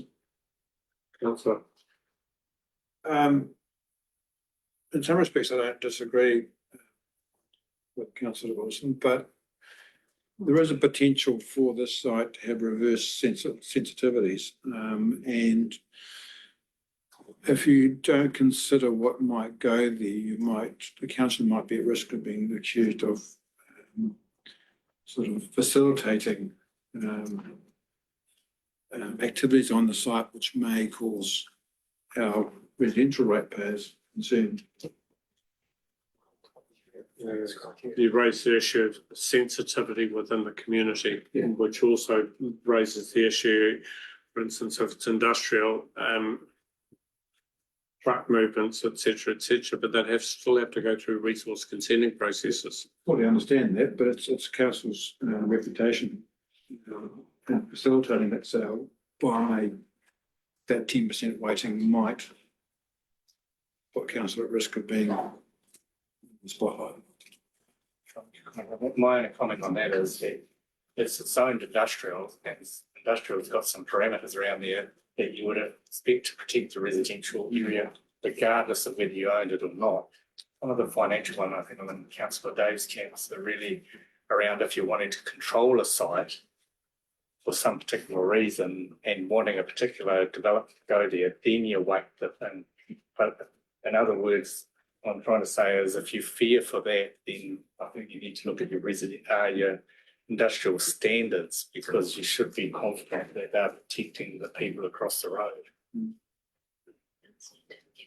Yeah, I take that on board, but the relevance of Councillor Loudon's comments are still there. You own it. Question, please. Mm. I'm just wanting to ask Jared, please, with the benefit of hindsight, what do you think of those previous weightings? Difficult to say because I wasn't around the table when that decision was made on either side. What I can say is that sale did not progress, and those reasons would have been discussed when it was debated at that particular time. Yeah, it's just a question. What's a comment? Taking questions, and you've already spoken once. I'll look for other speakers first.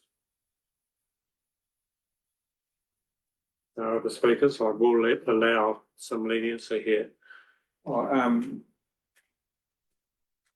My understanding is that last time it was up for sale, I think there were five tenders that came in that satisfied the level of expectation financially, but they were all turned down. So, yeah, the weightings suggested that possibly it might attract valid tenders.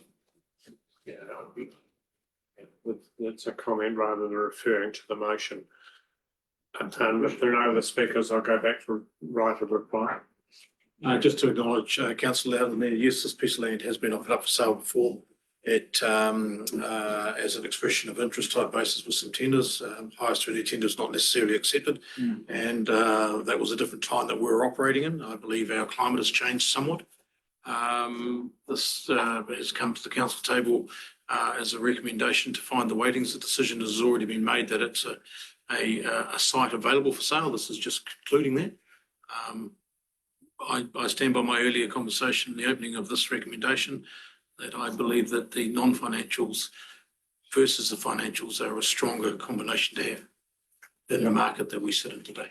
Had right of reply, put it to the vote. Those in favour? Yeah, I'll support it. Those against? Do you want it recorded, please? Thank you, Councillor Loudon is voting against. The motion is carried. Now we start to split down around the non-financial attributes with or without amendment. So there's a schedule in your order paper. Does anybody wish to move with or without? And if you're looking for a with, what are the amendments you're looking at? Sorry. If I may Yeah. just provide a little bit of input into this as well, with the weightings that are now set at 10% non-financial. In effect, what you're saying is that the use of site, while it has a 25% significance to the non-financial attributes, it's 2.5% of the total decision. So I just thought it was worth making sure that was clear as a result of the first decision that you've made. Yeah, absolutely. I'll move that it's without amendment. Looking for a seconder to that. Councillor Wilson, second. Do you wish to speak to it? Does anybody wish to speak to it? Oh, yeah, I'll just make one comment. The preference will be given to tenders which provide evidence of delivering services, etc. as low, medium. I'd like to see it made medium and get rid of the low. Well, are you changing the figure? The Yes. percentage figure? Yeah. If I can. Taking it off. I will take it off. So are you moving an amendment? Yes. So your amendment would be what? The preference be given to tenders which provide evidence of delivering services become a medium consideration. That's under track records. Down to track records, sorry, yes. Looking to, 10% stays the same. if you're looking to retain the Well- 10%, if you're just changing the term, but I'm looking for a change in figure. Figure. And if you change that figure, then you will be obliged to change some other figure to balance it. Okay, give me a. I'm happy as the mover to accept the change in wording in the thing. So you're just changing the word? Change, Yeah. take lower up, Take take medium. But leave the figure the same. Yeah. Would that Yeah, satisfy that you? I'd be happy. I mean, I could fiddle around with figures, but I'll roll with that. Yeah. Mediums at all 15%. Right.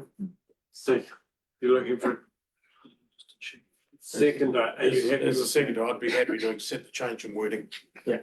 It does make sense. Right. All the rest of mediums. You wish to speak to the motion? I am, and I wish to speak against the motion. I feel as though the use of the site should be the 10%. Which one are you referring to? The top one. Zero. So it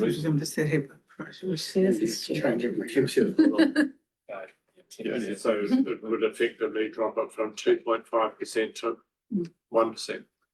No, 10%. So all things being- 100%. The whole 10% is the use of the site. Oh, I see. Yeah. So really, yeah. Oh, I get all the other stuff. Are you wishing to move that as an amendment? I'm speaking against the motion. Right.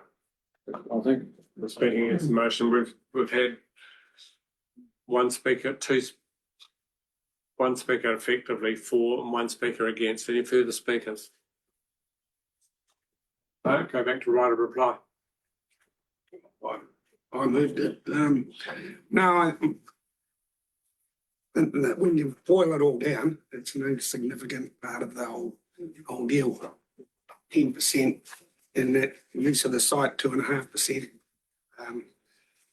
Yeah, I just think or just to get on with it, really, that we stick with what's there. Right, I'll put it to the vote. Those in favour of the motion? Motion is carried. Those against? One against. Last year, they have a reporter, please.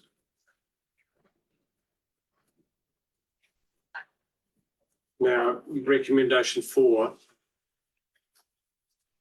Does anybody want to include a recommendation around a buyback clause?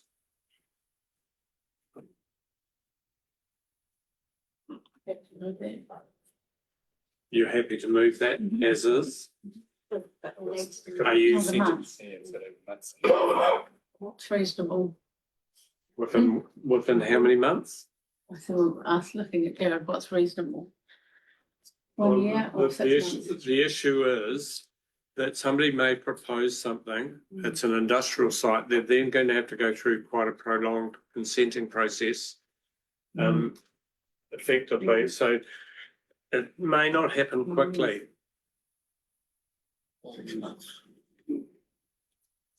3 years. 3 years. It's an option. It's your motion, it's your right. Looking for a seconder to that. Oh. Yeah, no, I'll second to kick it along. No, Councillor Wong has already beaten you to Oh, right. it. In this case, looking at the seating around the room, it's nice to have neighbours. Take the knife away. So, do you wish to speak to your motion? I'm covered. Speakers for or against the motion to go, Councillor Loudon? I have a question. Yes, take a question. Through you, Chair, can I ask Mr. Poynton what a buyback clause would look like? Like, that's quite a loose term. Pass it. Offer a loose answer if you wish, Your Worship. Where do I start? Buyback clause we had in one of our transactions, I just don't really remember which was it, with regard to the corner of High Street and Broadway, where we were looking at possible buyback. The simplicity of it is that council retains the absolute right as the sole purchaser of the property in the event that a purchaser developer doesn't proceed within, as suggested, 3 years. Now, that can be as simple or as long-winded as members wish. I would recommend the most simple approach. One, staging points such as resource consenting, perhaps, if it doesn't happen within a certain period, back on the market. Subsequent to resource and perhaps building consenting if the construction has not completed within a certain time. And then the vendor council could terminate the agreement and put it back on the market. I think those are the only 2 key points or staging points that we could target.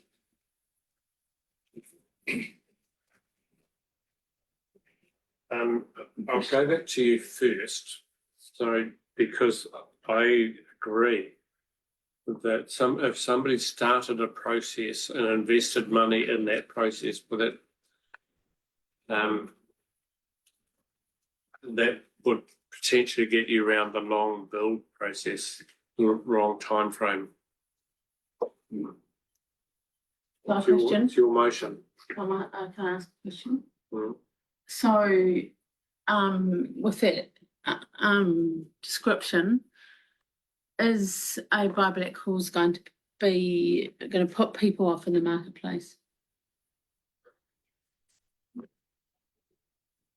My experience is no. Anybody working towards acquisition of this land would know what's involved and would presumably have a long-term proposal for it. I suggest that anybody who is not prepared to enter into this buyback arrangement might well not be worth his or her salt. Yeah. In that it might be indicative of their inexperience or lack of funding or all sorts of other things. I think this is a brilliant safety net. Thank you. I do note, if I may, be just one comment, timing is completely unknown. It could be that somebody moves in there with the intention of maybe a storage yard, which they're going to concrete. Back, all of the resource consenting is covered because it caps the existing contaminated site. It will deal with stormwater, and the job could happen in a matter of, the consenting could happen in a matter of weeks.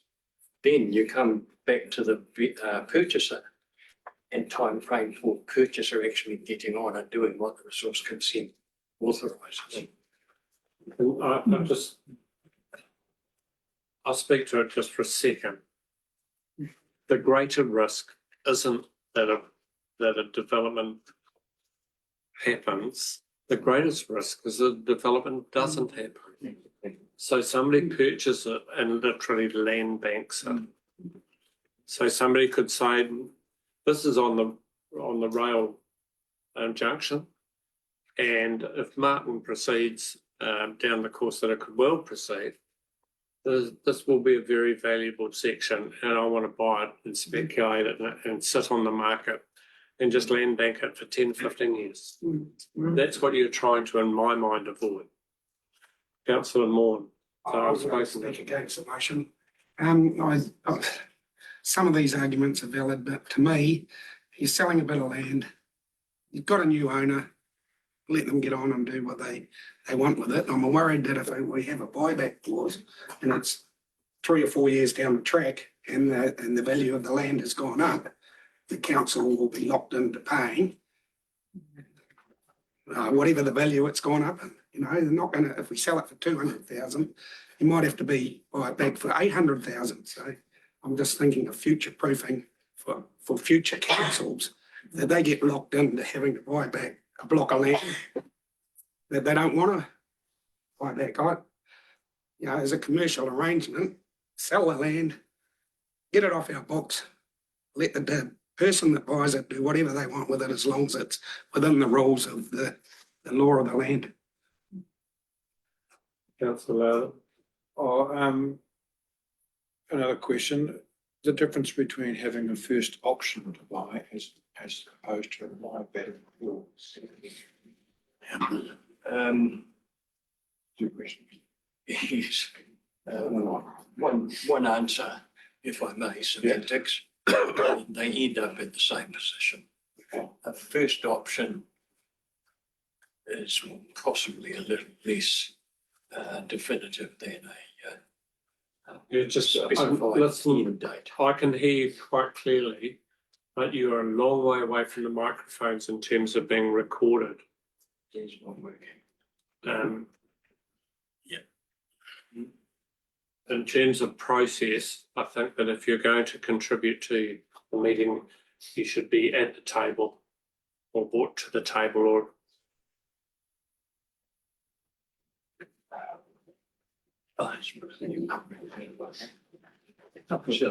Yeah, no.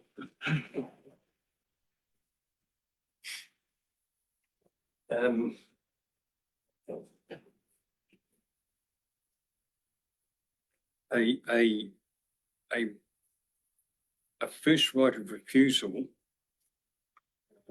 is potentially less attractive to what I think is proposed here, in that it is only a right, and that right can only be exercised at the time that the vendor decides to dispose or offer the land for sale. Whereas I'm hoping this would be a compulsory buyback clause, which could be triggered at certain dates for the vendor council to actually give notice that the, effectively, the sale transaction we have entered into is at an end. So I don't believe that a first right of purchase would achieve what I understand is intended by this. I'm wondering, it is just on 3 o'clock. I'm just wondering whether a break for something to eat and drink, whether there's the potential for you to look at the recommendation that you've made. I can put it straight to votes if you like, but I'm hearing mixed messages around the development of buyback clause and what that could include. I'm quite happy to, if you wish to carry on with the motion as it stands. Oh, I'm happy to take a break. I guess I just want to ensure that it gives the council the option of buying back. It's not, we have to buy back at whatever price, It is the option if that's what we want to do at that time.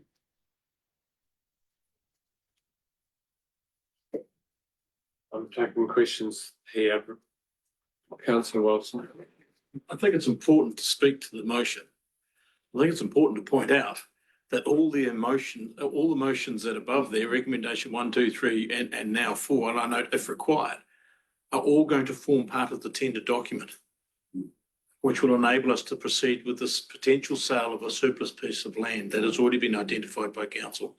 I think getting down in the weeds of writing that document around this table are not required.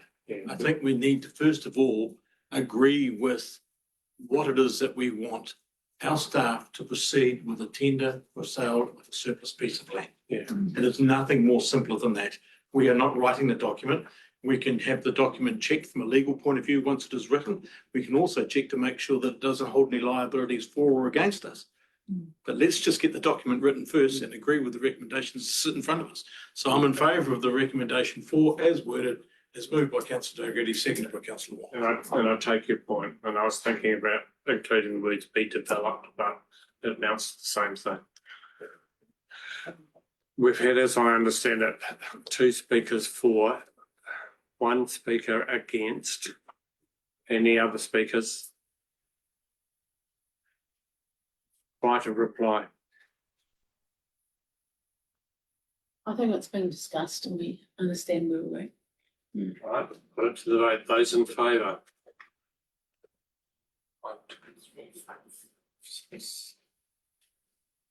Those against? 1. Record, please. The motion is carried. Thank you very much. We'll take a break now. We've been out for a couple of hours. So we'll come back to 10.3 10 minutes.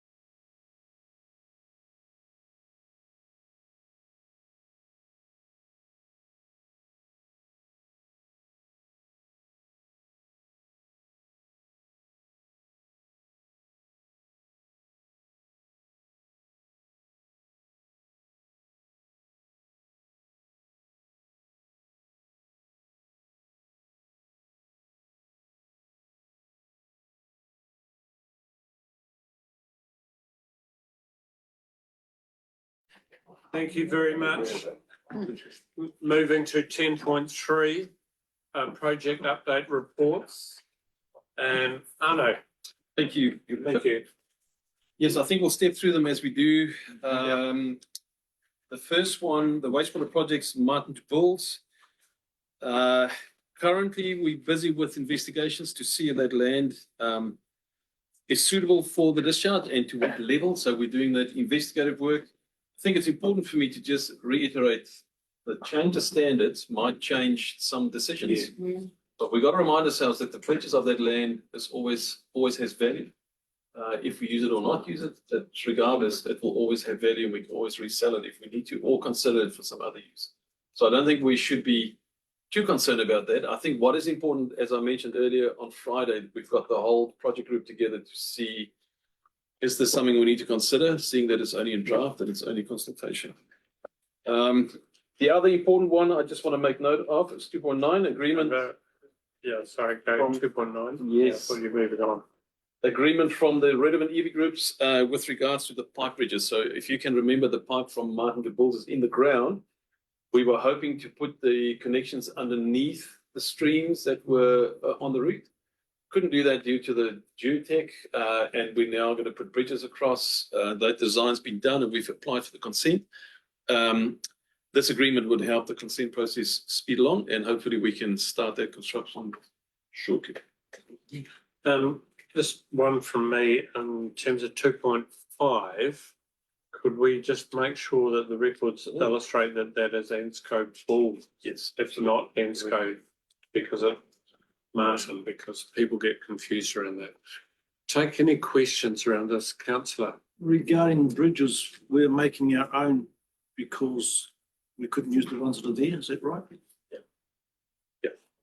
Thank you. So these are a little bit pipe bridges. Yeah. And then obviously we need consent because it's within 5 meters. Let's look at this like the Meccano pipe bridge on the Arrow on Warwick. All right, we'll move on to the second one, which is the Ratana wastewater discharge to land.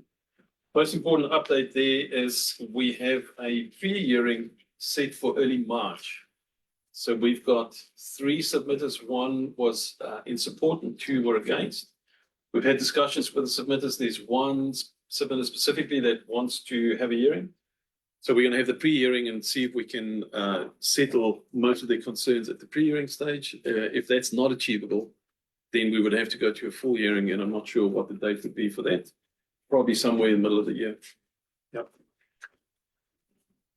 All right, Martin, water strategy. Most important update in this paper would be the trial plant is going to be moving to the new bore. So we've done substantial testing on the existing bore. We want to repeat some of those testings on the new bore site. Just make sure that the membranes that they've selected are appropriate, and then we can move along from there. The other important part of the work is we want to start work on the waste stream. It's going to happen concurrently. So while we're doing the design and the installation, we'll work on the waste stream. And really what we're after is to reduce that volume to a point where we can use the existing consent and discharge to the dams as we are at the moment. And there'll be 2 or 3 questions, I think, around this. Councillor Morn, did you have a question? You had your hand up. I didn't, but I have got a question. Just 4.7, we'd sort of been given, say, June for changing over, but now we're out to August. Yeah. Yes. Take on to Councillor Wilson's comments at previous meetings that it's better to get it done properly than rush it. I completely take that on board. What we are doing is we are trying to de-risk for council.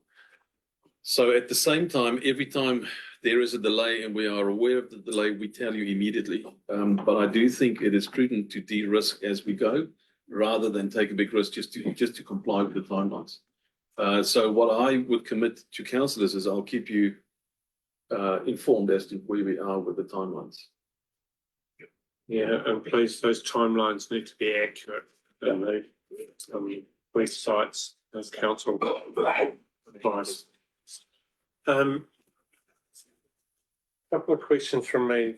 The first one, when you go to the area of the new bore, there are two spigots or bore heads that are visible. We're talking the one nearest the containers and building. I have to admit, I'm not across that kind of detail as to which one of the two. One would be the test bore and the other one's the production bore, but I don't know which is closer. I can't tell you. Okay.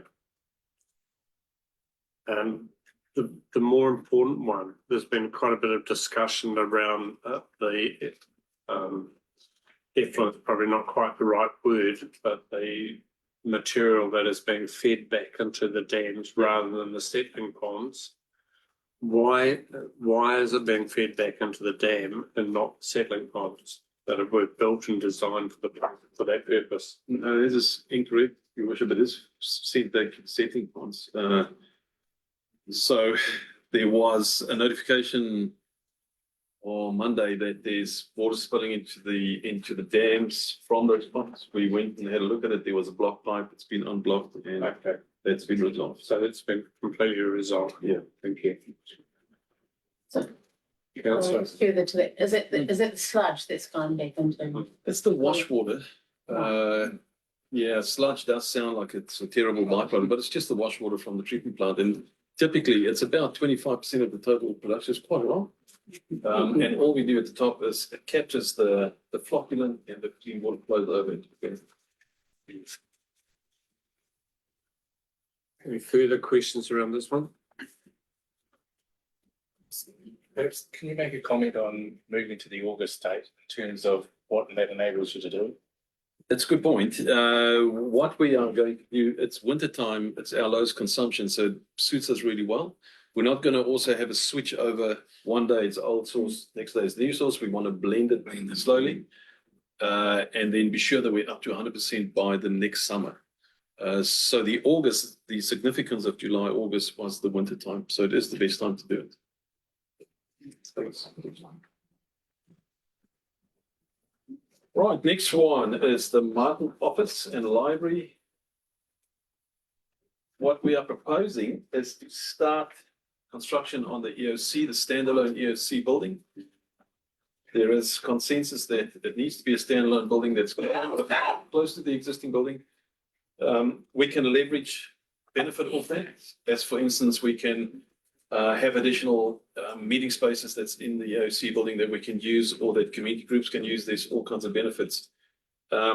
We've also looked at different designs and our recommendation would be that we consider a similar design as the one up at National Park as one that could be suitable to us. And what we would ask for in the recommendations is for us to proceed with doing some of that work and to start that early. Councillor Targetti. I did a hunt and found the premises up in National Park to have a little look at it. But just interested, just for clarity, where on this site exactly would this be going? Yeah, so we are considering it on the grassy end of the site. That corner? Yeah. Thank you. I must say, did you get inside the building? No, I wasn't brave enough to ask the policeman to let me in. He absolutely would have. So I went up and had a look at it and had a discussion with the police officer there.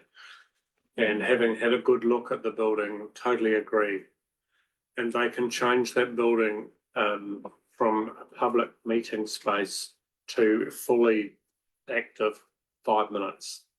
Their screens are all preloaded computer screens. Everything is sitting there and they had a test run with the facility. And then about a week or 10 days later, they had a major search and rescue and literally they said 5 minutes. So as fast as people could get there, it was operating. So I was pretty impressed with it. In fact, they're currently using it at the moment because we have provided some accommodation for a search team currently working there now. Councillor Wilson. Just, I guess, for public record, this recommendation that comes to us today has come apart out of a number of meetings that myself, yourself and Richard Lambert as appointed to a committee to have these discussions with council has been going on for over 6 months. There have been a number of meetings that have led to this recommendation that has come through. So it's just making that be known. It's nothing new in the order paper. And remember, there was a resolution to appoint myself, Councillor Lambert and His Worship the Mayor to further these discussions to get to this point. So just getting that recorded. Fantastic that you took the opportunity to go and have a look at it. One of the questions that was raised, well, that I raised with Mark, the police officer, I said to him, what was one of the most important things? He said, being able to land a helicopter in close proximity. And he said, if you build this here, where can you land a helicopter? I said, Park's only, just a few hundred meters away. And he said, fantastic. I said, because if you couldn't do that, he would have said, find another location. Yeah, thank you very much. We'll move on to number 6, which is the Die Happy Grandstand. I think 6.2 is probably the most important there, where council requested that the committee identify the requirements for the lower floor. And be clear on exactly what that contains. So, okay, one from there. Yeah, and I can add to that too is working with Councillor Jill, we're trying to get a date. It's looking like the week beginning about the 17th of March. There's a community board meeting up there and maybe precede that. So it's just depending on the availability of people in that northern area that can get there. So we are working on that date. Thank you. Next one is the Taipi Town Hall. Yeah, again, this one we've discussed in quite a bit of detail, and really the contractor will just continue with the work as agreed for the scope that's been given to them, and they would have the alternative as well, so that we or councillors can make a decision on what they would want to do if it's in or out. And we're hoping to get that to you quite early to allow the contractor to either include it or not include it. They don't want to do both. So we're going to bring something to you back by the end of March that will give you enough information to tell us keep going with it or only do the one. Thank you. I was just concerned in terms of that description there, there's still no mention of heating. And I believe that needs to be in the scope. The heating is in the scope, definitely included. There's no mention of it here. Yeah. That's the, In that description, yeah.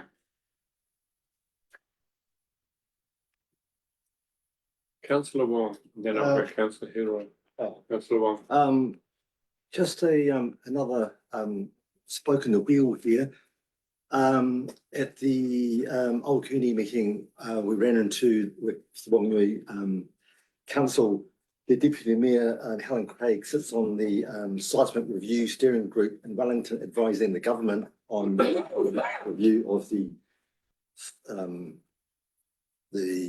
earthquake legislation, the earthquake-prone buildings. And that was set up from April last year, and they formed the committee in November last year. And they are only 3 months away from releasing their report on whether the legislation is being changed. And according to Deputy Mayor Helen Craig, there's been no revision of the earthquake legislation since it's been released, and they need to review the costs, if it's been effective at all, and how many lives it saves. And it seems to be make a huge impact on a number of our capital expenditure projects that we are looking at. The legislation won't go ahead till probably next year, because if they release the report in the middle of this year, it will go to public consultation and it will go through the usual process. So the earliest time the legislation will be written up will be, first reading will be early next year. So we're on, it's only 3 months away to them releasing the report. So we would be very interested to see what the report says, even if it's not, doesn't go into legislation. So I think we need to keep one eye on that, I believe, without rushing, without You know, here we go. I like it. Thank you.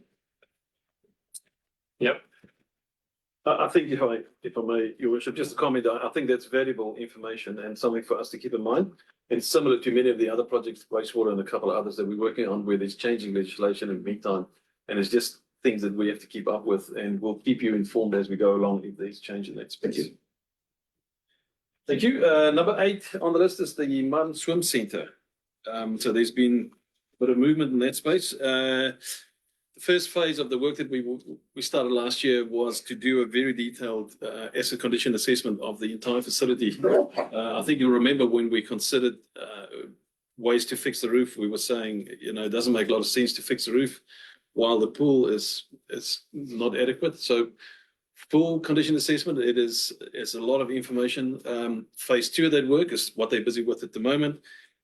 And that would be to add costs to these different items that they've identified. And then they will prioritize them in like-for-like renewals, refurbishment, or potentially a long-term view of what you could do with the facility.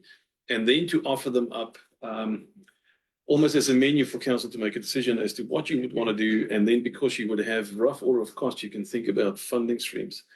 In the meantime, though, due to urgency, we're also looking on work and the costs involved of repairing the roof, the heating and the electrical services in the facility as well. So those two things will happen at the same time.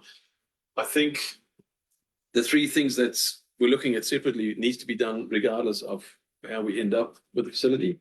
The others are maybe a bit more of a long-term view of how we can deal with the problem. So that's the next phase of that. Any questions? Councillor Giancarlo. How confident are you that you have it open for swimming October 25? Well, it's still the aim within the. Yes, thank you. Need a goal. Hope so. I completely agree with His Worship the Mayor. My personal opinion, I'm nervous. I think it is optimistic and it will take a lot to be able to get that done. And I don't want to create an unrealistic expectation, so I have to put that on the table. But I'm absolutely driven by what His Worship wants and all of you, so we will push as hard as we can.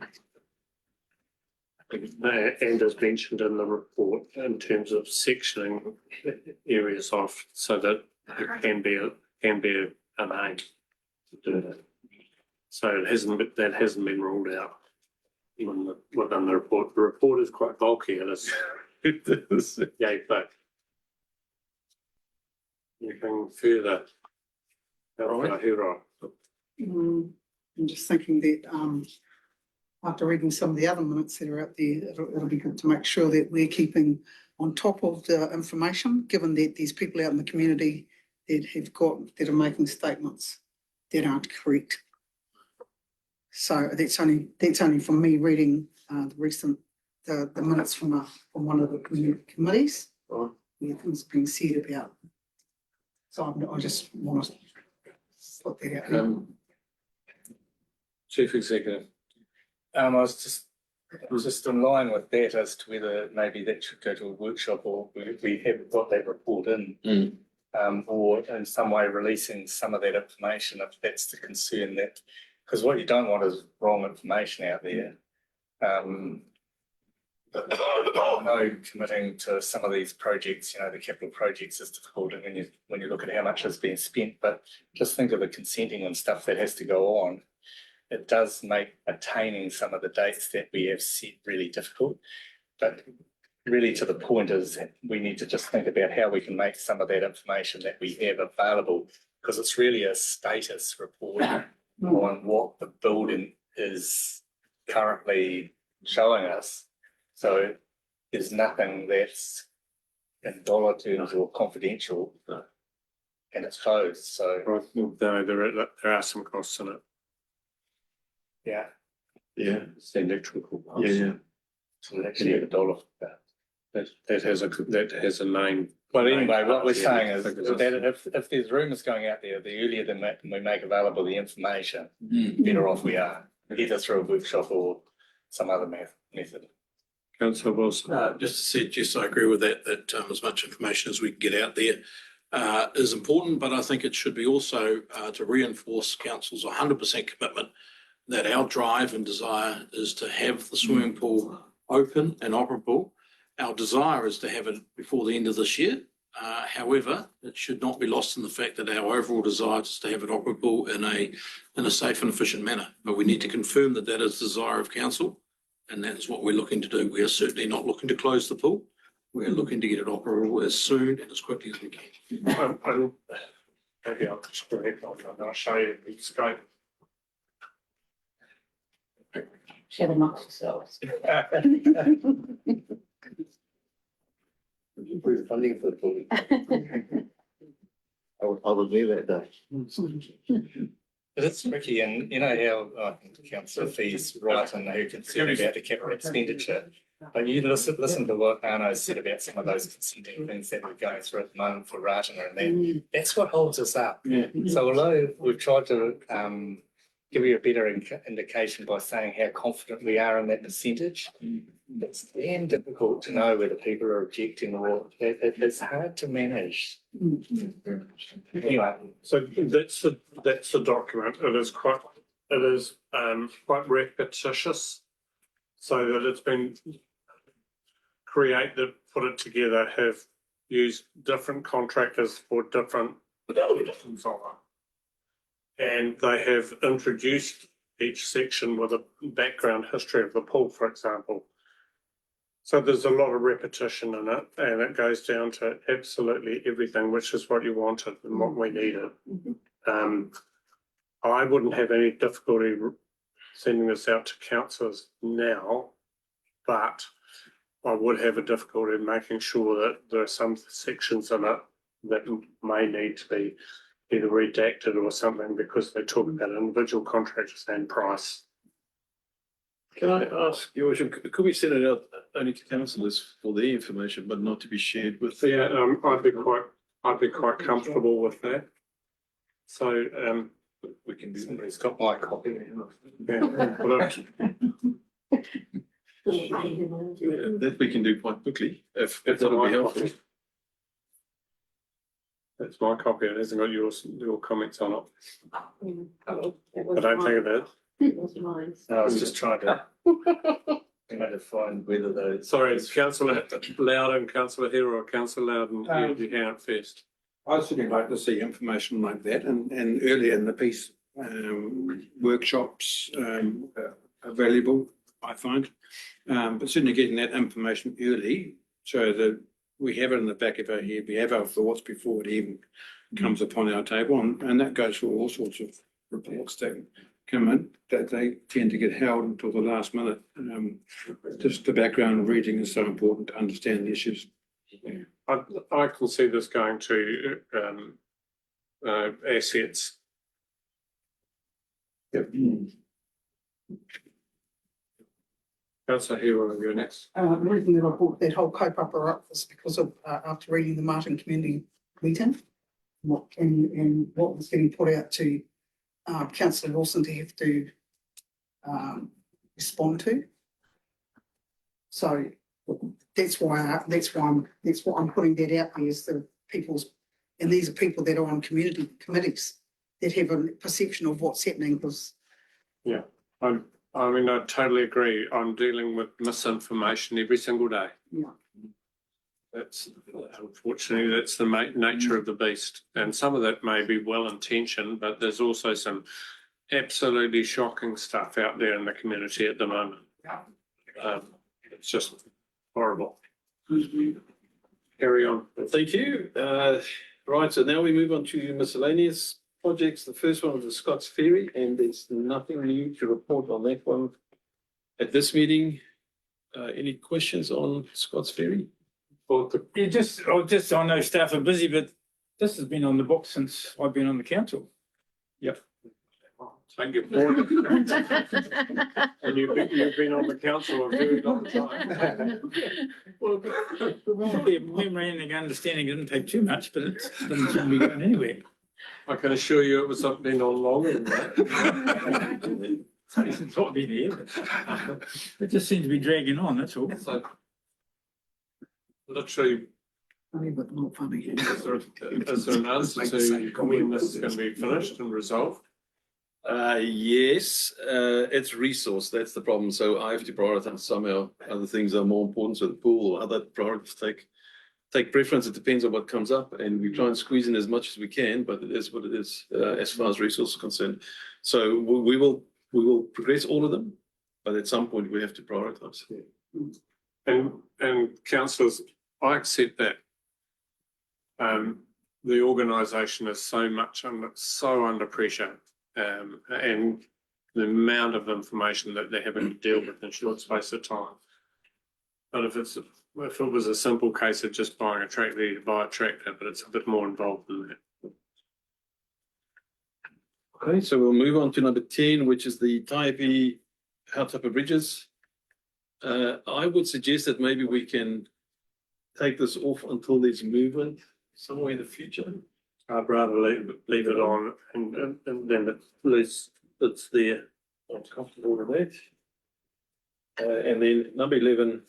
Perhaps I could just make some comment on those bridges. When we have given some concessions with regards to doing some of those testing, which is required every 3 months, so that it can continue to be utilised, and the committee doesn't have to make up those payments to us on it. So that we are trying to be helpful to that group that are working hard. I just think that for me, it's about the message that we send to that community. If you remove it from works programs, you don't care. But I don't think we need to spend any real time just yet. Yep. And then the last one, it's a bit more detail on the Bulls Bus Lane. Just having the opportunity to run that by councillors, just to be sure if you've got any questions or concerns that we can have a look at that. Right. Thanks, and just one question, or one suggestion. I have observed a truck and trailer that come down Criterion Street, fly around that corner through the bus lane without even slowing down. And I would suggest that you make contact with all the trucking companies that have been associated with going through there, that this is happening. And I'd hate to see that boom go because someone wasn't even looking. Yeah. Just as a communication thing, but this is what it's come to. The number of trucking companies I've rung. Yeah, but then they can't say they didn't know. So, yeah, but getting the message out there, there's a huge number, but we can try. Yeah. Yeah, I'll comment on too. I think sort of following from Simon, but there's going to be loopholes that you can't recognise. But it's a good idea. It's just a matter of closing them as we get to them. So someone finds a way around it. Well, they're having trouble reading the signage as it is now. Yeah, for trucks. So, yeah. This might help their reading skill. Or backroom skills, one or two. They'll soon see it when it's there. There's no recommendation. Effectively, you've got a solution, you've got a potential price. Why can we not just put a recommendation to move forward? It would be unbudgeted expenditure. But you'd have to hook that through your worship, because what Anna was saying, he's got a number of people to talk to, and therefore it's subject to getting all of those steps, or else there could be some trip up. I don't know what it is, but with some bus company that won't do it, and then therefore it needs to come back. But so you give approval, providing all of that consultation is taking place. Or can we at the very least recommend this goes on the next assets meeting with a view for a recommendation for adoption or recommendation for consideration? Sounds good. Yeah, just if we could just to firmer costings around, if that was possible, I think it would be helpful to make that recommendation at an assets meeting, something a little bit more than a general estimate. But then it would have to be a public excluded item if possibly, but if that's what's required, we need to push on with this matter, which is possibly going to cause us a lot more grief if we don't deal with it. Yeah, absolutely. The cost of not dealing with this means a premature resurfacing of the site. and that will be expensive. I think we can just take that as an action. Yeah. Thank you. Thank you, Your Worship. That's Anything further from you? just the two recommendations at the moment. Yep. Would somebody like to move the recommendation that we receive? Thank you, councillor Hero, councillor Sharlin, those in favour? Aye. Those against carried, thank you. Would somebody like to? This is the preliminary authorised staff to proceed the preliminary designs of the emergency. Also move, looking for a second to that. Councillor Loudon seconding. I'll put it straight to vote. Those in favour? Those against? Carried. Thank you very much. Item number 11. Sorry, just on that last one, and coming back to the fact that we've seen the, and councillor Loudon's comment about that, other members of the committee may not have seen the design for the Ruapehu site that was being mentioned. I don't know if that's been shared. Okay, I'm quite happy for that to be shared. I think it was shared. So has it been shared across Yeah, everybody? I thought it had been, Last- but Right, just checking. Thank you. Yeah.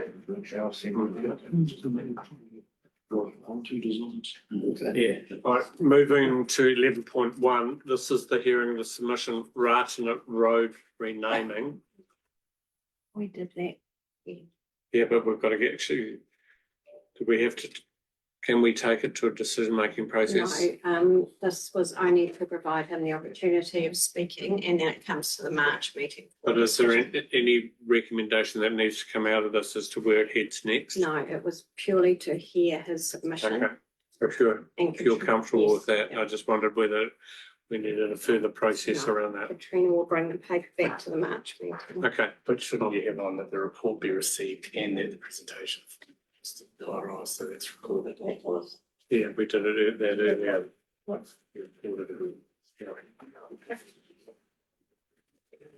Minutes from committees, sorry, councillor Hero. Given that the recommendation for the name change came from the Ratana Community Board, no? Yep. It didn't come from the, No, they want to change. Well, I said in the minutes. The original issue was raised with us by emergency services. okay, Katrina will bring all that through the reasoning and everything in a complete report to you next month. Where it came from and where we've got to. And we got mixed message from Mr. Robert Tumoaki had said as well. So we have one version from Mr. Tyrell. We have another version of what he said from the community pool. yes. But it's not straightforward. Councillor Loudon. I'm hoping that report will come with a map, with a descriptive map of what. And illustrating what the issue is in terms of emergency services. Yeah.